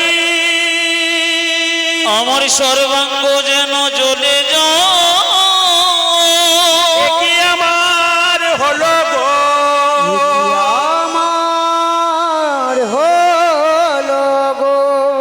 তখনও মুকুন্দ সরকার অহংকার ভাঙে না। দেখি দেখি দেখি দেখি দেখি তোমার চোখটা দেখি, দেখি তোমার হাত দেখি, দেখি তোমার পা দেখি, দেখি তোমার জিভ দেখি, একই আমি সারা বাংলা চিকিৎসা করছি, আমার স্ত্রী রোগ ধরতে পারছি না কেন? রাত্রিবেলায় মহাপ্রভু মন্দিরে মুকুন্দ কেঁদে কেঁদে বলছে, প্রভু বলে দাও, প্রভু তুমি বলে আমি সারা বাংলা চিকিৎসা করছি, আমার স্ত্রী রোগ ধরতে পারছি না কেন? রাত্রিবেলায় মহাপ্রভু মুকুন্দকে বলে, মুকুন্দ আমি যা ভেবেছিলাম তাই হয়েছে। সারা বাংলা চিকিৎসা করতে করতে তোর ভেতরে অহংকার হয়ে গেছে। মুকুন্দ সরকার কেঁদে কেঁদে বলল, প্রভু আমি ক্ষুদ্র জীব, কখন আমার অহংকার হয় আমি জানি না, আমার অহংকারের পতন ঘটা, অপরাধ নেবেন না। যদি কারো মনে একটু অহংকার জন্মে যায়, ভগবানের মন্দিরে প্রণাম করে বলুন, প্রভু আমার যেটুকু অহংকার হয়েছে তুমি অহংকারের পতন ঘটিয়ে দাও। মহাপ্রভু জীবাণু পান দিল মুকুন্দকে, বলে জীবাণু পানটা তোমার স্ত্রীকে দিয়ে দাও, তোমার স্ত্রীর রোগ তো ভালো হবে, নতুন লক্ষণ প্রকাশ পাবে, তোমার স্ত্রীর গর্ভে আসবে সন্তান, আর সেই সন্তানটার নাম হবে ভক্ত রঘুনন্দন। মুকুন্দ সরকার জীবাণু পানটা নিয়ে যাচ্ছে, মুকুন্দ সরকার স্ত্রীর পেটে বাচ্চা এলো। এদিকে এদিকে এদিকে আপনাদের বাড়িতে বাচ্চা জন্ম নিয়েছে, হাত তুলে বলুন একটা একটা করে। পেটে বাচ্চা থাকলে 3টে নিয়ম পালন করলে কৃষ্ণ ভক্ত সন্তান হয়। বলবো না, বাদ দিয়ে দেবো। এটা অনুকূল ঠাকুরের বাণী, ভালো করে শুনবেন। পেটে বাচ্চা আপনাদের বাড়িতে নাতনির আসুক, বৌমার আসুক, আপনার মেয়ের আসুক, আপনি মাথায় রাখবেন পেটে বাচ্চা এলে 3টে নিয়ম পালন করলে কৃষ্ণ ভক্ত সন্তান হয়। একটা একটা করে শুনবেন, জীবনে ব্যবহার করবেন, আপনার জীবন সুন্দর হবে। যে যেখানে দাঁড়িয়ে আছেন আসতে, যে মেয়ের পেটে বাচ্চা থাকবে সে প্রত্যেক দিন ভগবানের মন্দিরে স্নান করার পর একটা কথাই বলবে, হে গোবিন্দ আমার ছেলে হোক আর মেয়ে হোক যেন কৃষ্ণ ভক্ত সন্তানের মা হতে পারি। ভগবানের কাছে বারবার আবেদন রাখবেন, তবে তো তিনি আবেদন মঞ্জুর করবেন। আপনি বিপদে পড়বেন তখন ভগবানকে ডাকবেন, ভগবান আপনাকে সাহায্য করবে কেন?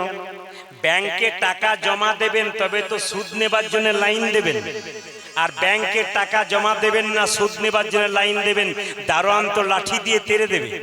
আপনার সঙ্গে ভালো সম্পর্ক থাকবে তবে তো আমি টাকা চাইতে যেতে পারবো, আর সম্পর্ক যদি ভালো না রাখতে পারি টাকা চাইতে গেলে আপনি দেবেন কেন? যখন বিপদে পড়বেন তখন হে গোবিন্দ বাঁচাও বললে হবে না, আগে থেকে বলে বলে রাখবেন, বিপদে পড়লে আর বাঁচাও বলার দরকার নাই, তিনি নিজে ছুটে আপনাকে বাঁচাবার জন্য আসবেন। একটা একটা করে শুনবেন, জীবনে কাজে লাগে। মেয়েদের পেটে বাচ্চা থাকলে কি বললাম? প্রথম নিয়ম, যে মেয়ের পেটে বাচ্চা থাকবে সবাই শুনে রাখুন, কথাগুলো কানে ঢুকিয়ে নেবেন, ভেতর পর্যন্ত ঢুকিয়ে নেবেন যেন ব্যবহার করতে পারেন। দ্বিতীয় নিয়ম কি? সেই মেয়েটি প্রত্যেক দিন তুলসী গাছে, তুলসী মন্দিরে জল দেবে।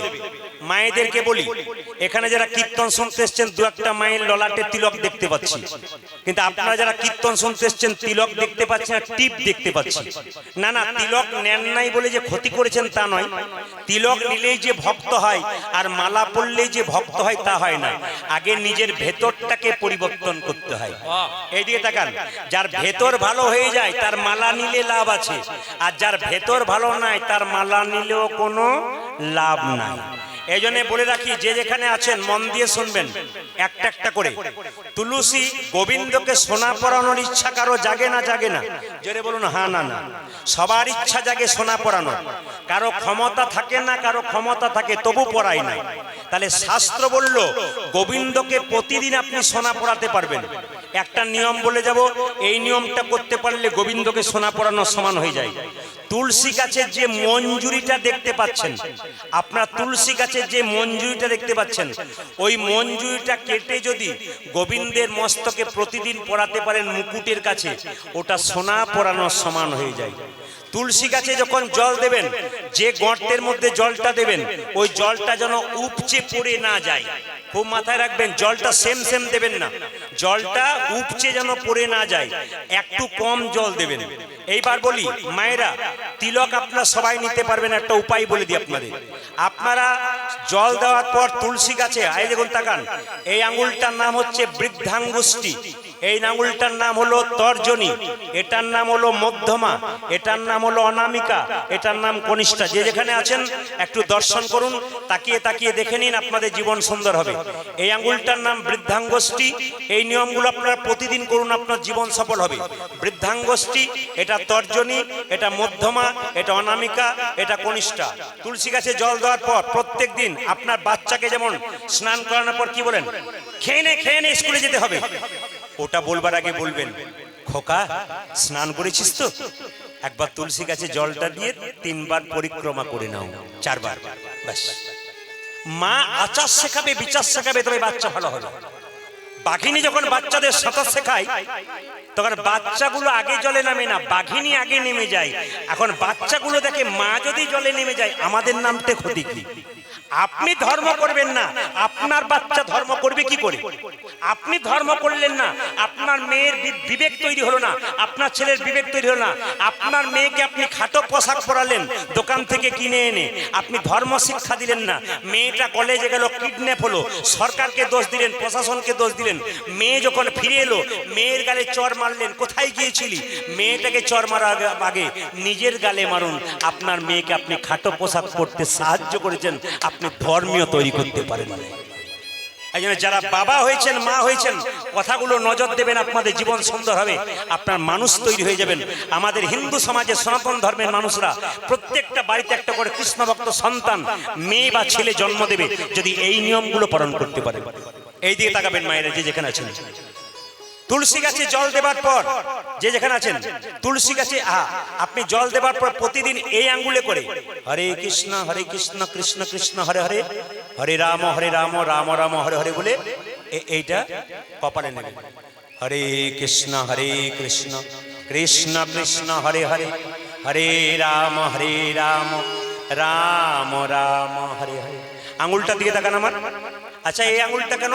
এই আঙুলটা হলো না কেন? এটা হলো না কেন? এটা হলো না কেন? এটা হলো কেন? এটা হলো কেন?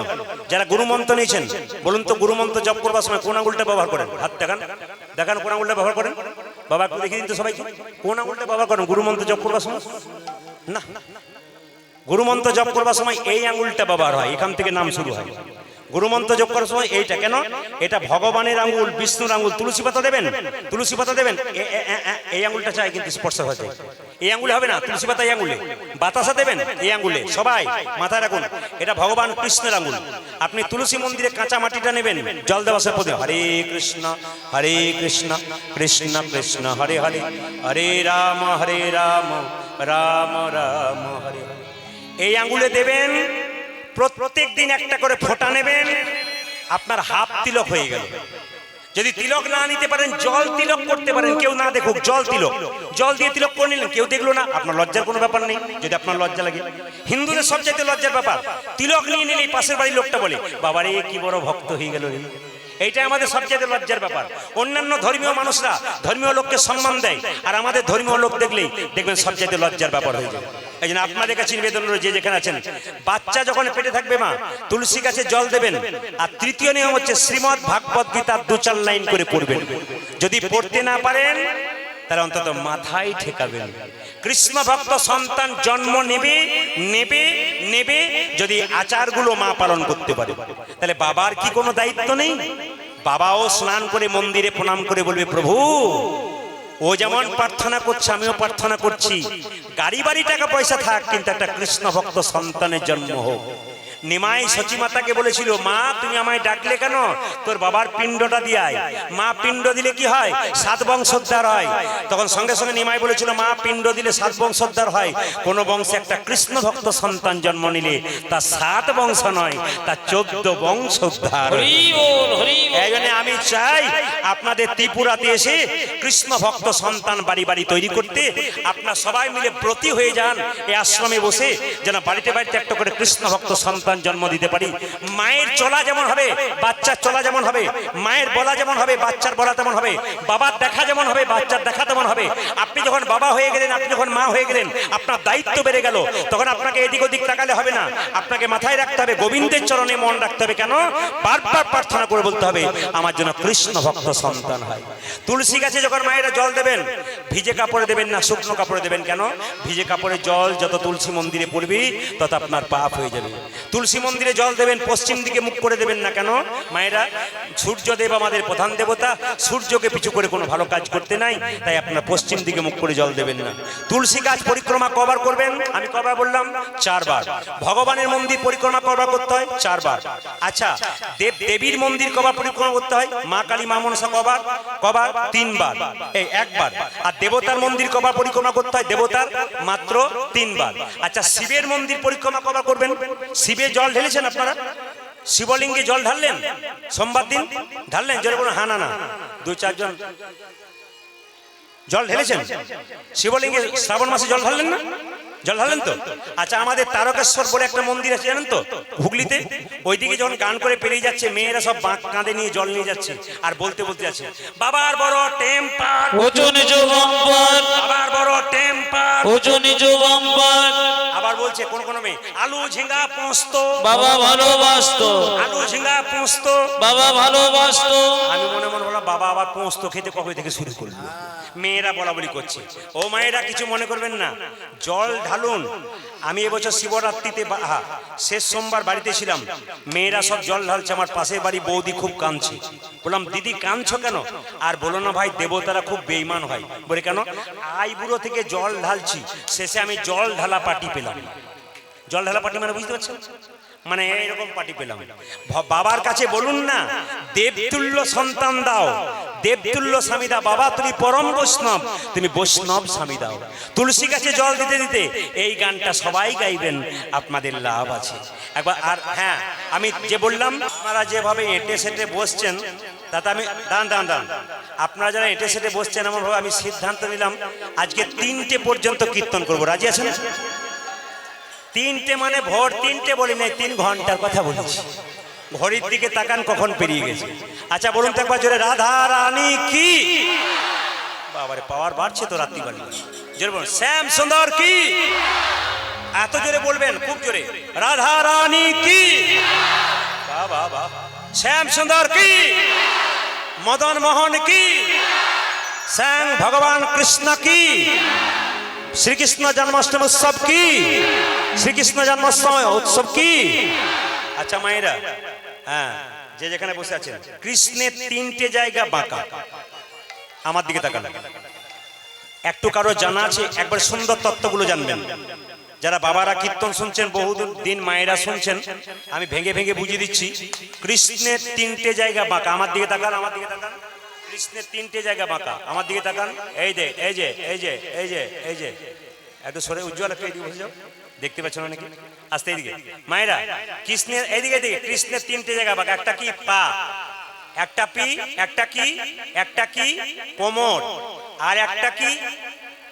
জোরে বলুন, আবার আমার সঙ্গে সঙ্গে বলতে হবে। একটা কি? একটা কি? আর একটা কি? এবার আপনাদের জানতে হবে 3টে জায়গা বাঁকা হলো কেন। আজকের তত্ত্বটা ভালো করে শুনে নিন। সিঁদুরের জন্ম কোথা থেকে হলো? এর থেকে বেরোবে। শ্বেত চন্দনের গাছ কোথা থেকে হলো? আর রক্ত চন্দনের গাছ কোথা থেকে হলো? একটু জেনে নিন। কৃষ্ণ রাধাকে ছেড়ে বিরজার কুঞ্জে লীলা করছে। শ্রীদামকে বলছে, শ্রীদাম এইদিকে দাঁড়িয়ে থাক, কেউ এলে কিন্তু ঢুকতে দিবি না। শ্রীদাম দাঁড়িয়ে আছে। আচ্ছা মায়েরা, মা কালীকে মা বলেছেন, মা মনসাকে মা বলেছেন, মা দুর্গাকে মা বলেছেন। জোরে বলুন, রাধাকে মা বলেছেন? জোরে বলবেন, রাধাকে মা বলেছেন? আমি আরো জোরে শুনতে, রাধাকে মা বলেছেন? আপনাদের কারো জানা আছে রাধাকে কেন মা বলা হয় না? আজকে জেনে নিন। শ্রীদাম দাঁড়িয়ে আছে, রাধারানী ছুটে এলো, এই শ্রীদাম দরজা ছাড়। ছাড়বো না। কেন? কৃষ্ণ ভেতরে বিরজার সঙ্গে লীলা করছে, দরজা ছাড়। রাধারানী রেগে গেছে, দরজা ছাড়। শ্রীরাম বলছে, না ছাড়বো না। যদি না ছাড়বি তবে জোর করে। যেই না রাধারানী ঢুকতে গেল মা, শ্রীদাম তাকে কি করলো? আছাড় মেরে মাটিতে ফেলে দিল। শ্রীদাম, তুই আমার সঙ্গে দৈত্যের মতো আচরণ করলি, তোকে আমি অভিশাপ দিলাম, তোর যেন দৈত্য কুলে জন্ম হয়। তোর যেন দৈত্য কুলে জন্ম।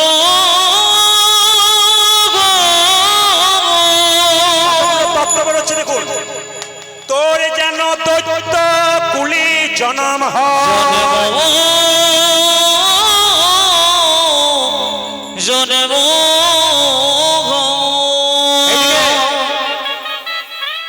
শ্রীদাম হলো শঙ্খচূড় দৈত্য। আচ্ছা বলুন তো, তুলসীর স্বামীর নাম কি? একটু জোরে বলুন, তুলসীর স্বামীর নাম কি? শঙ্খচূড় দৈত্য। আপনাদের মনে প্রশ্ন জাগে না? ধীরে, তুলসীর স্বামীর নাম দৈত্য হলো কোনো শঙ্করচূড় দৈত্য? আসলে তুলসী কিন্তু মনে মনে গণেশকে বিবাহের প্রস্তাব দিয়েছিল।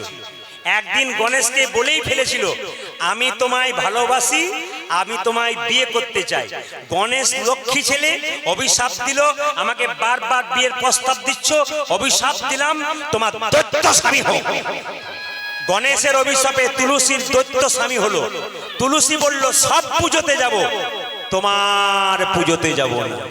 দেখবেন মায়েরা, তুলসী কিন্তু গণেশের পুজোতে কোনোদিন যায় না, ভালো করে লক্ষ্য করবেন। এই সময় শ্রীরাম বলল, রাধে তুমি যখন অভিশাপ দিলে আমার দৈত্য কুলে জন্ম হোক, তোমাকে অভিশাপ দিলাম, আজ থেকে পৃথিবীতে কেউ তোমাকে কোনোদিন মা বলে ডাকবে না, কোনদিন মা বলে ডাকবে না। কাল সকালে যদি কেউ জিজ্ঞেস করে রাধাকে মা বলা হয় না, এই যে কাল সকালে যদি কেউ জিজ্ঞেস করে রাধাকে কেন মা বলে ডাকা হয় না, সঙ্গে সঙ্গে বলবেন শ্রীরামের অভিশাপ থেকে। শ্রীরাম তারপর যে অভিশাপটা দিল, রাধানি সোজা হয়ে দাঁড়ালো না। রাধে আমি দৈত্য কুলে জন্ম নেবো মানে কৃষ্ণকে ভুলে থাকবো। আমি তোমাকে অভিশাপ দিলাম, যে কৃষ্ণের জন্য কাঙ্গালিনী হয়ে ছুটে এলে, সেই কৃষ্ণকে তুমি 100 বৎসরের জন্য হারাবে। কৃষ্ণ রাধাকে ছেড়ে 100 বছর মথুরায় গিয়েছিল না বাবা, বৃন্দাবন ছেড়ে মথুরায় গিয়েছিল না, অভিশাপ। এইবার লক্ষ্য করুন, যে যেখানে আছেন মায়েরা, মৌর পুচ্ছটা ভগবান নিল কেন? তাকিয়ে দেখুন, রাধা যখন জোর করে ভেতরে ঢুকে গেল, বিরজার সঙ্গে কৃষ্ণ লীলা করছিল, বিরজা জলের রূপ ধারণ করলো, জল জল ভয়ে, কেন যদি রাধা কিছু বলে, জলের রূপ ধারণ করলো। আর কৃষ্ণ কি করলো, একটা কালো সাপের রূপ ধারণ করলো, জলের মধ্যে কৃষ্ণ সাপ রূপে খেলা করছে। রাধারানী বলল, দাঁড়াও, একটু তাড়াতাড়ি আসবেন, খুব তাড়াতাড়ি, একটা ভালো জিনিস হচ্ছে, এই সময় একবার বাধা নয়, কেউ পয়সা দিতে আসবেন না, আমি বারবার নিবেদন করলাম, কীর্তনের শেষে দেবেন। হরে কৃষ্ণ। আচ্ছা, ভালো ভালো ভালো জিনিস হচ্ছে। মায়েরা যে যেখানে ছিলাম, কোথায় ছিলাম বলুন তো? তাহলে বিরজা কিসের রূপ ধারণ করলো মায়েরা, জোরে বলুন? নদী, নদী জলের রূপ ধারণ করলো। আর কৃষ্ণ কি রূপ ধারণ করলো, জোরে বলুন? কি রূপ ধারণ করলো? সাপ। সঙ্গে সঙ্গে বলে উঠলো, ওরে বিরজা, রাধা বলল, তুই যখন জল হয়ে হলি, জল হয়ে গেলি, নদী হয়ে গেলি, তুই জল হয়েই থাক। বিরজা কেঁদে কেঁদে বলল, রাধে গো, ওগো রাধে গো, অভিশাপ দিলে যদি নদী হয়ে জন্মে নেব, জন্ম নেব। কীর্তন চলাকালীন আপনারা কেউ আসবেন না পয়সা দিতে, কীর্তনে ডিস্টার্ব হয়। কীর্তন চলাকালীন কেউ আসবেন না পয়সা দিতে, বারবার কীর্তনে কষ্ট হয়। আমি যেখানে ছিলাম সেই জায়গাটা একটা একটা করে বলে দিই, মন দিয়ে শোনেন মায়েরা। তুমি নদী হয়ে যাবে, তোমার নাম হবে যমুনা। বলছে, ওগো রাধে, আমি অন্যায় করে ফেলেছি, কিছু একটা ব্যবস্থা করো। তুমি যমুনা হবে, তোমার তীরে নীরে গোবিন্দ খেলা করবে, লীলা করবে। আর যেদিন আমরা রাধা গোবিন্দ দুজনে ওই যমুনাতে নৌকা বিহার করব, মানে নৌকা বিলাস করব, সেই দিন যুগল রূপে দর্শন দেবো, সেই দিন তুমি উদ্ধার হয়ে যাবে। কোনকে পাওয়া যায় না, সংসারে বাইরে পাওয়া যায়, জোরে বলবেন দেখি, ভেবে বলুন তো, সংসারে পাওয়া যায়, সংসারের বাইরে? দাদা ভাই বলুন। ভেরি গুড, ভেরি গুড, খুব খুশি আমি। সংসারে ভগবানকে পাওয়া যায়। আসতে বৃন্দাবনে যাবেন, ছুটে কৃষ্ণকে পাওয়ার জন্য পাবেন না। কেন? তত্ত্বগুলো শুনবেন। ঘর বাড়ি ত্যাগ করে বলে কৃষ্ণ হরে হরে, তুং দিয়ে যায় বৃন্দাবন। বাড়ি ছেড়ে তো চলে গেছে, ঘর যে তার মনে আছে, এই ত্যাগে পাওয়া যায় না শ্রীনন্দের নন্দন। ঘর সংসার ত্যাগ করে বৃন্দাবনে যাচ্ছেন, মাঝ রাস্তায় মনে পড়ে গেল মেয়েটার বিয়ে হয় না, ছেলেটার চাকরি হয় নাই, এরকম পিছু চিন্তা যারা আছে, ভগবানকে পাবেন না। তাহলে ভগবানকে পাবেন কেমন করে? এদিকে জনক ঋষি রাজা যিনি পুণ্যত্যাগী ছিলেন, তিনি কোনদিন সোনার সংসার ত্যাগ করেন নাই, সোনার পুরীতে বসে থাকতো, মনকে সিজে গোলকে রাখতো। এরকম ত্যাগী হয়ে যায়, কৃষ্ণচরণ পাওয়া যায়। ও মায়েরা, যাদের ঘুম ঘুম ভাব আসছে তাদের জন্য বলছি, এই দিকে তাকান। জনক রাজা, আপনাদের 2 ভরি সোনা হলে কত অহংকার হয়। আর জনক রাজা যে বাড়িতে বাস করতো না, গোটায় সোনা দিয়ে মোড়া। সোনা ছিল, অহংকার ছিল না, গোবিন্দের চরণে মন ছিল। আপনার গাড়ি থাকবে, বাড়ি থাকবে, টাকা থাকবে, পয়সা থাকবে, মন কিন্তু গোবিন্দের চরণে থাকবে। কেন? গোবিন্দকে বলেন, হে গোবিন্দ, তুমি শরীর সুস্থ দিয়েছো, আমি রোজগার করতে পেরেছি তোমার কৃপায়, তুমি নিতে যতক্ষণ আবার দিতে ততক্ষণ। এই জন্য অহংকার করবেন না, চোখ মুজলে সব শেষ। কীর্তন শুনতে এসছেন, গ্যারান্টি আছে বাড়ি যাবেন। কীর্তন শুনতে আছেন, আপনি রাত্রিবেলায় শোবেন, সকালবেলায় চোখ খুলবেন। সকালবেলায় চোখ খুললে সকাল হবে, না খুললে পরকাল হয়ে যাবে। সবাই জানেন, যে যেখানে আছেন ঘর সংসার ত্যাগ করে চলে যাবেন আপনি। আচ্ছা, ট্রেন আসবার সময় সিগন্যাল দেয়, ট্রেন আসে। মৃত্যু আসবার সময় কোনো সিগন্যাল দেয় না। যে কোনো মানুষের জীবনে যে কোনো মুহূর্তে আসতে পারে। উলুধ্বনিটা একটু কমান, একটু কমান উলুধ্বনিটা, উলুধ্বনিটা একটু কমান, আস্তে আস্তে এদিকে বলে দিই। ট্রেন আসবার সময় সিগন্যাল দেয়, আমরা জানতে পারি ট্রেন আসে। মৃত্যু আসবার সময় কোনো সিগন্যাল দেয় না, যে কোনো মানুষের জীবনে যে কোনো মুহূর্তে আসতে পারে। যখন আপনি মরে যাবেন, একদিন পেরোলে দুদিন হয়ে যাবে, আপনার ছবিটা দেওয়ালে তেমন থাকবে। সংসার যেমন কার তেমন চলবে, শুধু তুমিই চলে যাবে। সবার কাছে নিবেদন, যাবার আগে কিছু ভালো কাজ করে যাও। কেন? এই সংসারে যতক্ষণ মায়েরা পরিশ্রম দিচ্ছেন, সংসার ভালোবাসছে, আপনি পরিশ্রম দেওয়া বন্ধ করুন। শরীরে কঠিন রোগ হয়ে যাক, বাড়ির লোক 10 দিন সেবা করবে, তারপর বলবে গেলেই বাঁচি। দাদা ভাইরা দেখবেন, যতক্ষণ সংসারে টাকা দিচ্ছেন, সংসার ভালোবাসছে, টাকা দেওয়া বন্ধ করে দিন, দেখবেন সংসারে হাল কি হয়। লকডাউন যখন হয়েছিল, তখন বুঝতে পারছিলেন তো কিরকম অবস্থা হচ্ছিল আপনাদের। এই নিবেদন আপনাদের কাছে, এই সংসারকে যতক্ষণ দিতে পারবে, সংসার তোমাকে দেবে। আর দেওয়া বন্ধ করবেন, ব্যাস আপনার সব শেষ। বলে রাখি, পদ্মপাতা জলে ভাসে, যখনই বর্ষা আসে, বর্ষার জল লাগে পদ্মপাতার গায়ে, তুলে রাখো পাতাখানা, পদ্মের গায়ে দাগ লাগে না। এরকম যদি ত্যাগী হওয়া যায়, কৃষ্ণের চরণ পাওয়া যায়। পদ্মপাতার উপরে বর্ষার জল ফটাফট দাগ লাগে, কিন্তু বলুন তো, পদ্মপাতার গায়ে দাগ ওঠে? পদ্মপাতা যেমন কার তেমন থাকে। যারা কৃষ্ণ ভক্ত মানুষ, যতই দুঃখের ছাপ থাকুক, কৃষ্ণ কথা হরিকথা যারা বলে, তারা আনন্দময় হয়ে থাকে। আমার তো ক্যাসেটে শুনেছেন প্রচুর গান, আপনাদের কথা বলে রাখি। আমরা 7 জন ছেলে মেয়ে, 4 জন এবং 3 জন, 7 জন মিলে ইংরেজিতে এমএ করেছিলাম এবং বিএড করেছিলাম। এইদিকে ইংরেজিতে এমএ করেছিলাম, বিএড করেছিলাম। কিন্তু এখন 3টে ছেলে 3টে মেয়ে কলেজের প্রফেসর এবং স্কুলের শিক্ষক, কিন্তু আমি নয়। তারা আমাকে ঠাট্টা করে বলতো, প্রদীপ, আমরা শিক্ষক হলাম, প্রফেসর হলো, তুই কি করলি? তখন আমি বলতাম, তোরা তো সরকারের চাকর হলি, আর আমি এমন একজনের চাকর হলাম, যার জন্য এত এত সাধুগুরু বৈষ্ণবের চরণ ধুলি মাথায় ফেলা। আপনার এখন তারা বলে, এখন আবার তারা বলে ফোন করে, প্রদীপ, আমরা জীবনে একবার মালা পড়েছি, তুই প্রত্যেক দিন মালা পড়েছিস। বলে একবার আয়, তুইও পড়ে যা, দেখ কেমন হয়। বলে পরের জন্মে আবার পড়বো। মায়েরা কিছু মনে করবেন না। তবে আজকে কীর্তন শুনতে শুনতে যারা হাততালি না দেবেন, কাল সকাল থেকে স্বামী স্ত্রীতে কিছু বুঝলেন, আপনারাও বুঝেন, আমাদের দিকে বুঝে ফেলেন, স্বামী স্ত্রীতে ঝগড়া হবে। আচ্ছা বলুন তো মায়েরা, স্বামী স্ত্রীতে ঝগড়া হবে না? একটি মন্ত্র বলে দেবো, বলবো না বাদ দিয়ে দেবো? মায়েরা বলছেন, বলুন বলুন, ওর সঙ্গেই তো যত গন্ডগোল, বাকি সব ঠিক আছে। আচ্ছা, স্বামী স্ত্রীতে ঝগড়া হবে না, শাস্ত্রের দিকে বলবো, বাস্তব বলবো। একটা কথা বলি, স্বামী স্ত্রীতে কোন স্বামী স্ত্রী সুখী বলুন তো? কোন দম্পতি, কোন স্বামী স্ত্রী সুখী? যার স্ত্রী বোবা আর যার স্বামী কালা, তার নাই কোনো জ্বালা। যার বোবার কালা আছে। তবে হ্যাঁ, এইদিকে যেদিন দেখবেন স্বামীর মাথা গরম, সেদিন আপনি কি করবেন? আপনার মাথা গরম হয়ে যেতে পারে, 1 ফোঁটা জল নেবেন, মুখে ভরবেন, গিলবেনও না, ফেলবেন না। আর ঝগড়া হবে। যেদিন দেখবেন ওনার মাথা গরম, সেদিন আপনি জল নিয়ে নেবেন। আর যেদিন দাদারা দেখবেন ইনাদের মাথা গরম, সেদিন যা বলছো বলো, আর আমি বোবা সেজে গেলাম আপনাদের। হ্যাঁ, স্বামী স্ত্রীতে ঝগড়া হবে না। শাস্ত্র বললো দুটো কাজ একসঙ্গে করো। কি? একটা হচ্ছে ভজন, একটা ভজন।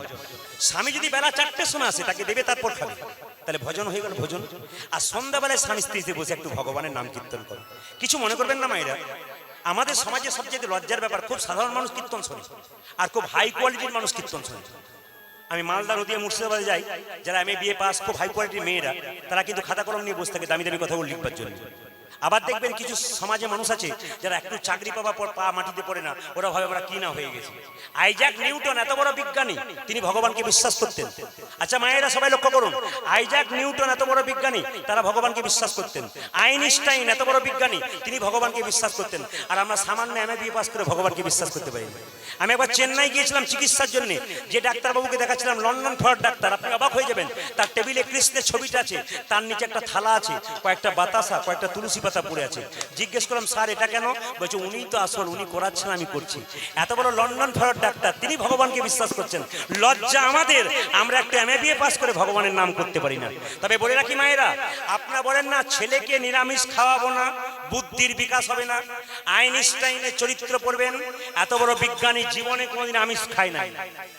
আইজাক নিউটন এত বড় বিজ্ঞানী, চরিত্র পড়ে দেখবেন একবারে পুরো সারা জীবনটাই নিরামিষ ভোজন করেছে। অনেকে দেখবেন আমিষ নিরামিষের ব্যাপার নিয়ে ঝগড়া করে। ও মায়েরা দেখুন, অনুকূল ঠাকুর বলেছেন যে আমিষ খাবে সে কেমন কলা গাছের মতো, হুড়ুর করে বাড়বে, হুড়ুর করে পড়বে। কেন? এইদিকে বাড়বে, ওইদিকে বাড়বে, ওইদিকে বাড়বে, এমনি এমনি করবে, তবু কমবে না। ডাক্তারবাবু বলবে তোমার হাই প্রেশার, 500 সুগার, এক কাপ ভাত আর রুটি চারখানা সব খাবার তোমার হয়ে গেছে মানা। নিরামিষ যারা খায় তারা দেখবেন দীর্ঘদিন লাভ করে। কেন? শাস্ত্র বলছে নিরামিষ যারা খায় তারা কেমন বট গাছের মতো ধীরে ধীরে বাড়ে, বহুদিন পর মরে। আমাদের ওইদিকে পশ্চিমবাংলাতে বড় বড় বৈষ্ণবরা, সাধুরা আছে যারা 80 বছর বয়স হেঁটে হেঁটে এখনো ভিক্ষা করছে। অবাক ব্যাপার, অনেকে দেখবেন 40 বছর বয়সে লাঠি ধরতে শুরু করেছে। কেন? ওদের মতো নিরামিষ খেতে পারে না। আপনারা নিরামিষ চালু করুন, যদি পারেন সপ্তাহে অন্তত 2 দিন করুন। আরে আরম্ভটা করুন, আপনাদের কাজ আছে। নিরামিষ খেলে বহু উপকার আছে। আচ্ছা বলুন তো, হরিণ নিরামিষ খায় আর বাঘ আমিষ খায়। বাঘ যখন হরিণের পেছনে ছোটে, যখন ধরতে পারে না, আর হরিণ দেখবেন ছুটতে থাকে, হ্যাঁস করে না। যদি হোঁচট খেয়ে পড়ে যায় তবেই বাঘ ধরতে পারে, নইলে হরিণকে ধরার কারো ক্ষমতা থাকে না।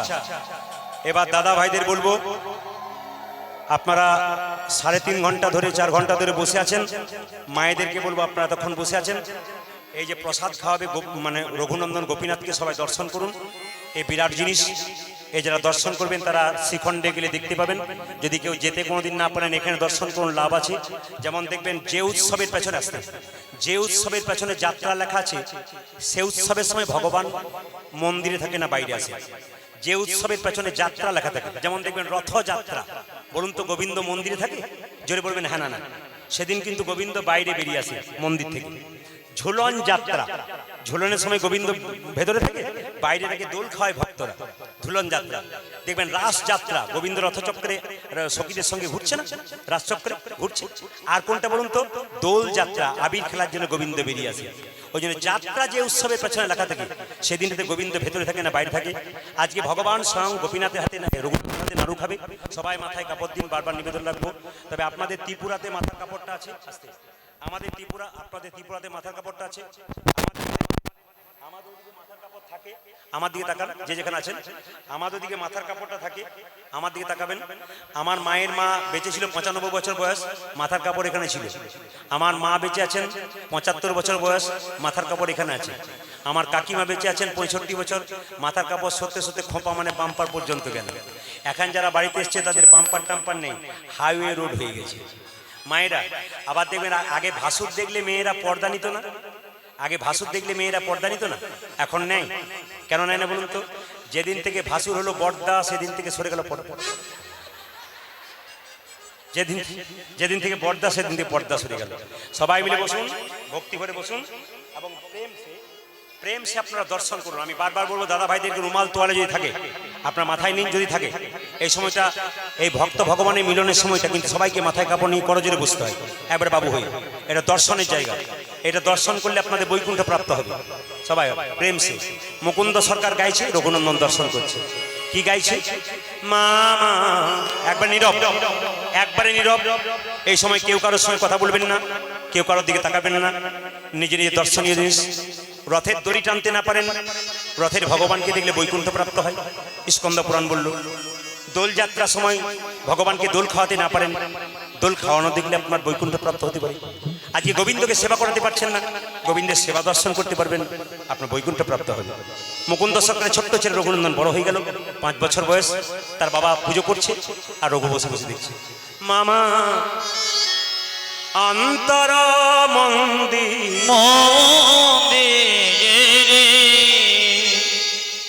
জাগো জাগো জাগো। একবার সাইলেন্ট ভাবে শুনবেন, আমি বারবার বললাম এই জায়গাটি দর্শনীয় জায়গা, এই জায়গায় কেউ কারো দিকে তাকাবেন না, সুন্দরভাবে বসে আছেন, সুন্দর মুহূর্তটাকে উপলব্ধি করুন। মামা ছোট্ট রঘুনন্দন বসে আছে, তার বাবা পুজো করছে, নাড়ু নিচ্ছে, তুলসীপত্র নিচ্ছে আর গাইছে। মামা অন্তরা মন্দিরে জাগো জাগো জাগো। মদন কৃষ্ণ গোপাল। আজকে রে আমি আগেই বলেছি, খুব সুন্দর পরিবেশটাকে তৈরি রাখবেন। আপনাদের চরণে কোটি কোটি দণ্ডবাদ প্রণাম। আপনাদের ভক্তি দেখে, আপনাদের ভক্ত দেখে এত কষ্ট করে মায়েরা অক্লান্ত পরিশ্রম করে 4 ঘন্টা ধরে দাঁড়িয়ে আছে। দাদা ভাইদেরকে দেখতে পাচ্ছি যারা সাইকেল ছাড়া চড়তে পারে না, এক পা হাঁটতে পারে না, অনেক সময় এখনকার সময়ে তারা 4 ঘন্টা ধরে হরিবাসরে দাঁড়ালো কি করে? এটাই হরিবাসরের গুণ। ড্যান্স হাঙ্গামা হলে কেউ যদি পাশে জায়গা চায় তাকে গুটিয়ে দেয়, কিন্তু হরিনামে কেউ যদি জায়গা না পায় তাকে টেনে টেনে বসায়। কেন? আরে বসে নে কিছুক্ষণ শুনে তারপর তো যা হয়ে হবে। আপনাদের কাছে নিবেদন রইল, ভালো করে শুনবেন। ছোট্ট ছেলেটা যখন বসে আছে, তার বাবা পুজো করছে, পাশের গ্রাম থেকে ছোট্ট একটা 5 বছর ছেলে বলল, কবিরা কে? আমার বাবার খুব পেটে যন্ত্রণা, একবার দেখতে যাবে না? দাঁড়া, এক পায়ে, আমি বারবার বলেছি যারা শব্দ করবেন তাদের জন্য বলেছি, এই জায়গাটা অমঙ্গল ডেকে আনবেন। একবারে দর্শনীয় জায়গাগুলো মাথায় রাখবেন, খুব দর্শনীয় জায়গাগুলো। ওই জন্য কীর্তন শুনতে গেলে দর্শনীয় জায়গাগুলো মাথায় রাখতে হবে। কবিরাজ, আমার বাবা যে মরে যাবে, পেটে যন্ত্রণা, আমার বাবা ছাড়া পৃথিবীতে কেউ নাই। তার মানে আমার মা মারা গেছে। কখন রে? আমি যখন ছোট ছিলাম। নিবেদন আপনাদের সামনে, আজকে কৃষ্ণবাড়ি সেবাশ্রমে যারা কীর্তন গান শ্রবণ করলেন, দাদা ভাই বোন সবার কাছে নিবেদন রইল, প্রদীপ পালে। কীর্তন যদি সমাজ পরিবর্তন হয়, কীর্তন যদি শিক্ষার জিনিস হয়, কীর্তন যদি মানুষকে চৈতন্য পরিবর্তন করে, তবে যে গল্প করছে তাকে সঙ্গে সঙ্গে একটু শব্দ বন্ধ করে দিন এবং মন দিয়ে শুনুন। ভগবানকে পুজো করুন আর না করুন, দেবদেবীকে পুজো করুন আর না করুন, বাড়িতে যে জীবন্ত দেবদেবী আছে তাদের দুজনকে আগে পুজো করতে শিখুন। যদি ওই দেবদেবী দুটো খাবার জন্য কাঁদে আর কৃষ্ণকে তুমি তুলসী পাতার মিঠাই দাও, কৃষ্ণ তোমার কোনো জিনিস গ্রহণ করবে না। কৃষ্ণের সবচাইতে পরম বন্ধু ছিল সুদামা। তাকে কৃষ্ণ বলেছিল, সুদামা, এই জগতে 3 রকমের গুরু আছে ভাই। প্রথম গুরু পিতামাতা, যার থেকে জন্ম পেলি সে যদি খাবার জন্য কাঁদে আর তুই আমার জন্য থালা থালা আপেল কলা নিয়ে আসিস, আমি একটাও গ্রহণ করব না।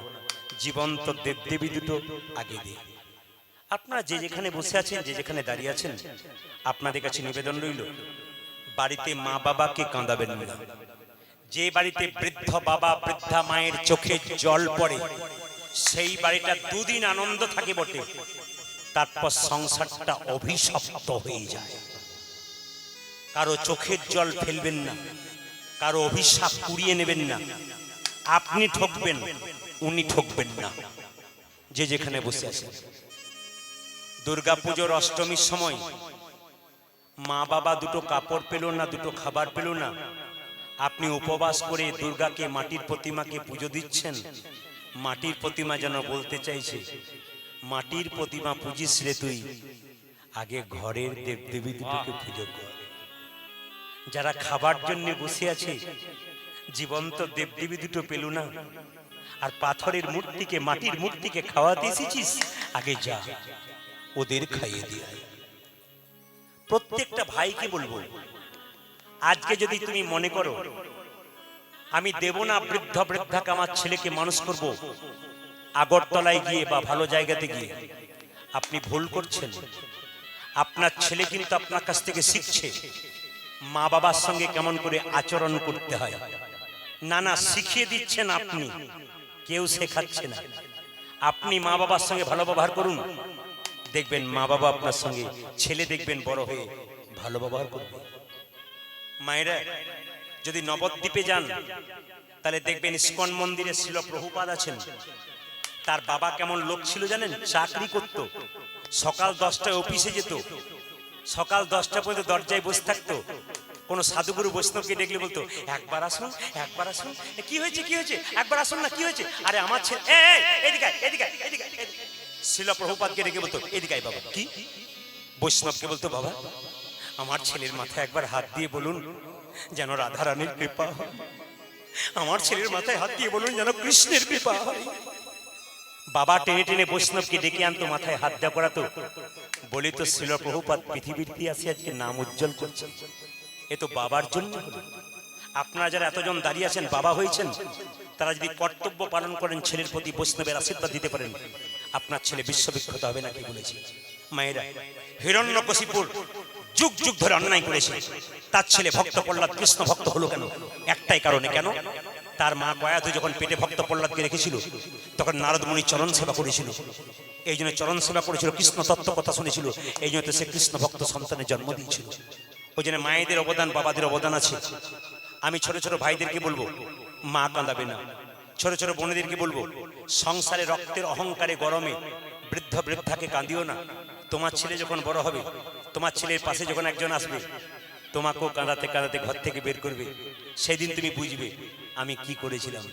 আরে বাবা, ব্যাংকে টাকা জমা দেওয়া হয়, 10 বছর পর ডবল হয়ে যায়। আপনি কাউকে খারাপ ব্যবহার করবেন, প্রথমে পাবেন না, 10 বছর পর ওটা ফেরত পাবেন। কেন? আপনিও অশান্তি করে পাবেন। নিবেদন আপনাদের সামনে, শুধু ছোট ছোট বোনগুলোকে বলবো, মেয়েদের দুটো কুল রক্ষা করতে হয়, একটা বাপের কুল, একটা শ্বশুর কুল। একটা মেয়ে বিয়ে হবার পর দুটো কুল রক্ষা করতে হয়, বাপের কুল, শ্বশুর কুল। কোনো মেয়ে যদি শ্বশুর বাড়িতে খারাপ ব্যবহার করে, পাড়া প্রতিবেশী বলাবলি করে, মেয়েটা খারাপ কেন বলতো? ওর বাবার বংশটা খারাপ। আপনি খারাপ ব্যবহার করলেন মানে আপনার বাবার খারাপ নিন্দা টেনে আনলেন। কিন্তু যে মেয়ে সংসারে এসে ভালো ভালো ব্যবহার করে, পাড়া প্রতিবেশী বলে মেয়েটা ভালো কেন বলতো? আসলে ওর বাবা মা খুব ভালো। আপনাদের বাবার বংশ ভালো রাখবেন, শ্বশুরকুলের বংশ ভালো রাখবেন, আপনাদের লাভ হবে না। কৃষ্ণ ভক্ত সন্তান আপনারা পাবেন। বিচার করে কাজ করবেন, জীবন সুন্দর হবে। বলা তো যায় না কে কখন চলে যাবে। একটা বৃদ্ধ বৃদ্ধাকে দুটো শাক ভাত ডাল ভাত দিতে পারলেন না, আপনি মা হলেন কি করে? আপনি তো মা নামের কলঙ্ক হয়ে গেলেন যে ডাল ভাত শাক ভাত দিতে না পারলেন। এই জন্য আপনাদের কাছে নিবেদন রইল, এইদিকে মায়েরা, একটা মায়ের পেটে একটা বাচ্চা 10 মাস 10 দিন জায়গা হয়, সেই ছেলে আগরতলায় গিয়ে একটা ফ্ল্যাট কিনলে মা বাবার একদিনের জন্য জায়গা। কিসের শিক্ষা? নিজেকে MA পাস করে তুমি অহংকার করছো, জাহির করছো লোকের সামনে, কিন্তু তোমার মা কেঁদে কেঁদে বেড়াচ্ছে, বাবা খেতে পাচ্ছে না। তোমার লাভ কি আছে? এর কোনো লাভ হবে না। এইদিকে তাকাবেন মায়েরা, ছেলে যখন বাইরে যায় তার স্ত্রী কি বলে আপনারা দেখবেন, শুনছো? এই বাজারে যাচ্ছে, এক থলে হাট এনো। মেয়ে বলছে বাবা মোবাইলটা এনো, ছেলে বলছে বাবা ঘড়িটা এনো। একজন দরজা থেকে বলছে খোকা সাবধানে যাস আর সময় মতো খাবারটা খাস। যার জন্য আপনি ভাবলেন না, যার কথা একবার ভাবলেন না, তার কথা আপনার কথা উনি ভাবছেন। আপনাদের কাছে নিবেদন রইল, একটা খুব সুন্দর কথা বলি আপনাদের। সেদিন মোবাইলে আমাকে একজন পাঠিয়েছে, খুব সুন্দর একটা ঘটনা। এই দেখুন, স্ত্রী কাজ করছে, ভেতরে রান্না করছে, তার স্বামী দরজা থেকে বলছে, এই যে শুনছো, এই যে শুনছো গো, কি হলো? এই দরজা খোলো, মা এসেছে, দরজা খোলো, মা এসেছে। স্ত্রী বলছে, তোমার মা এই সময়, আমি পারবো না তো সংযোগ নিতে, এত পরিশ্রম আমি করতে পারবো না, মাকে কোথাও দিয়েছো। আরে মা এসেছে, দরজা খোলো। না, দরজা খুলবো না আমি, আর যদি খুলতে হয় এক বেলার জন্য, তারপর তুমি পাঠিয়ে দাও কোথাও। আরে দরজা খোলো, মা এসেছে। আরে মা এলো তো কি হবে? আমি বললাম তো এক বেলার জন্য শর্ত করে ঢোকাও, শর্ত করে বের করবে। ছেলেটা বলছে, না না, আমার মা নয়, তোমার মা এসেছে। আরে আমার মা এসেছে আর তুমি দরজায় দাঁড় করে সাহস তোমার কোনো মেসো মা এসেছে। এরকম করবেন না। নিজের মাটা মা, স্বামীর মাটা মা নয়, এই বিবেচনা যার হয় সে তো মানুষ নয়। তার পড়াশোনা করে তো বৃথা হয়ে যায়। পড়াশোনা করলে তো বিচার থাকে, বিচারটা আপনার কোথায়? এই বিচার বোধ যার না থাকে সে কোনদিন মা হতে পারে না। আসুন সবাই দর্শন করুন। ছোট্ট ছেলেটা নাড়ু খাওয়াচ্ছে, বাবাকে চিকিৎসা করতে গেলে বাচ্চা ছেলেটা বাবাকে, আর ছোট্ট ছেলেটা নাড়ু খাওয়াচ্ছে গোপীনাথকে। সবাই মাথায় কাপড় দিয়ে দর্শন করুন। ছোট্ট রঘুনন্দন কেঁদে কেঁদে বলছে, ও গো গোপীনাথ ঘনশ্যাম, যদি শ্রীখণ্ডে যান 5 বছরের রঘুনন্দন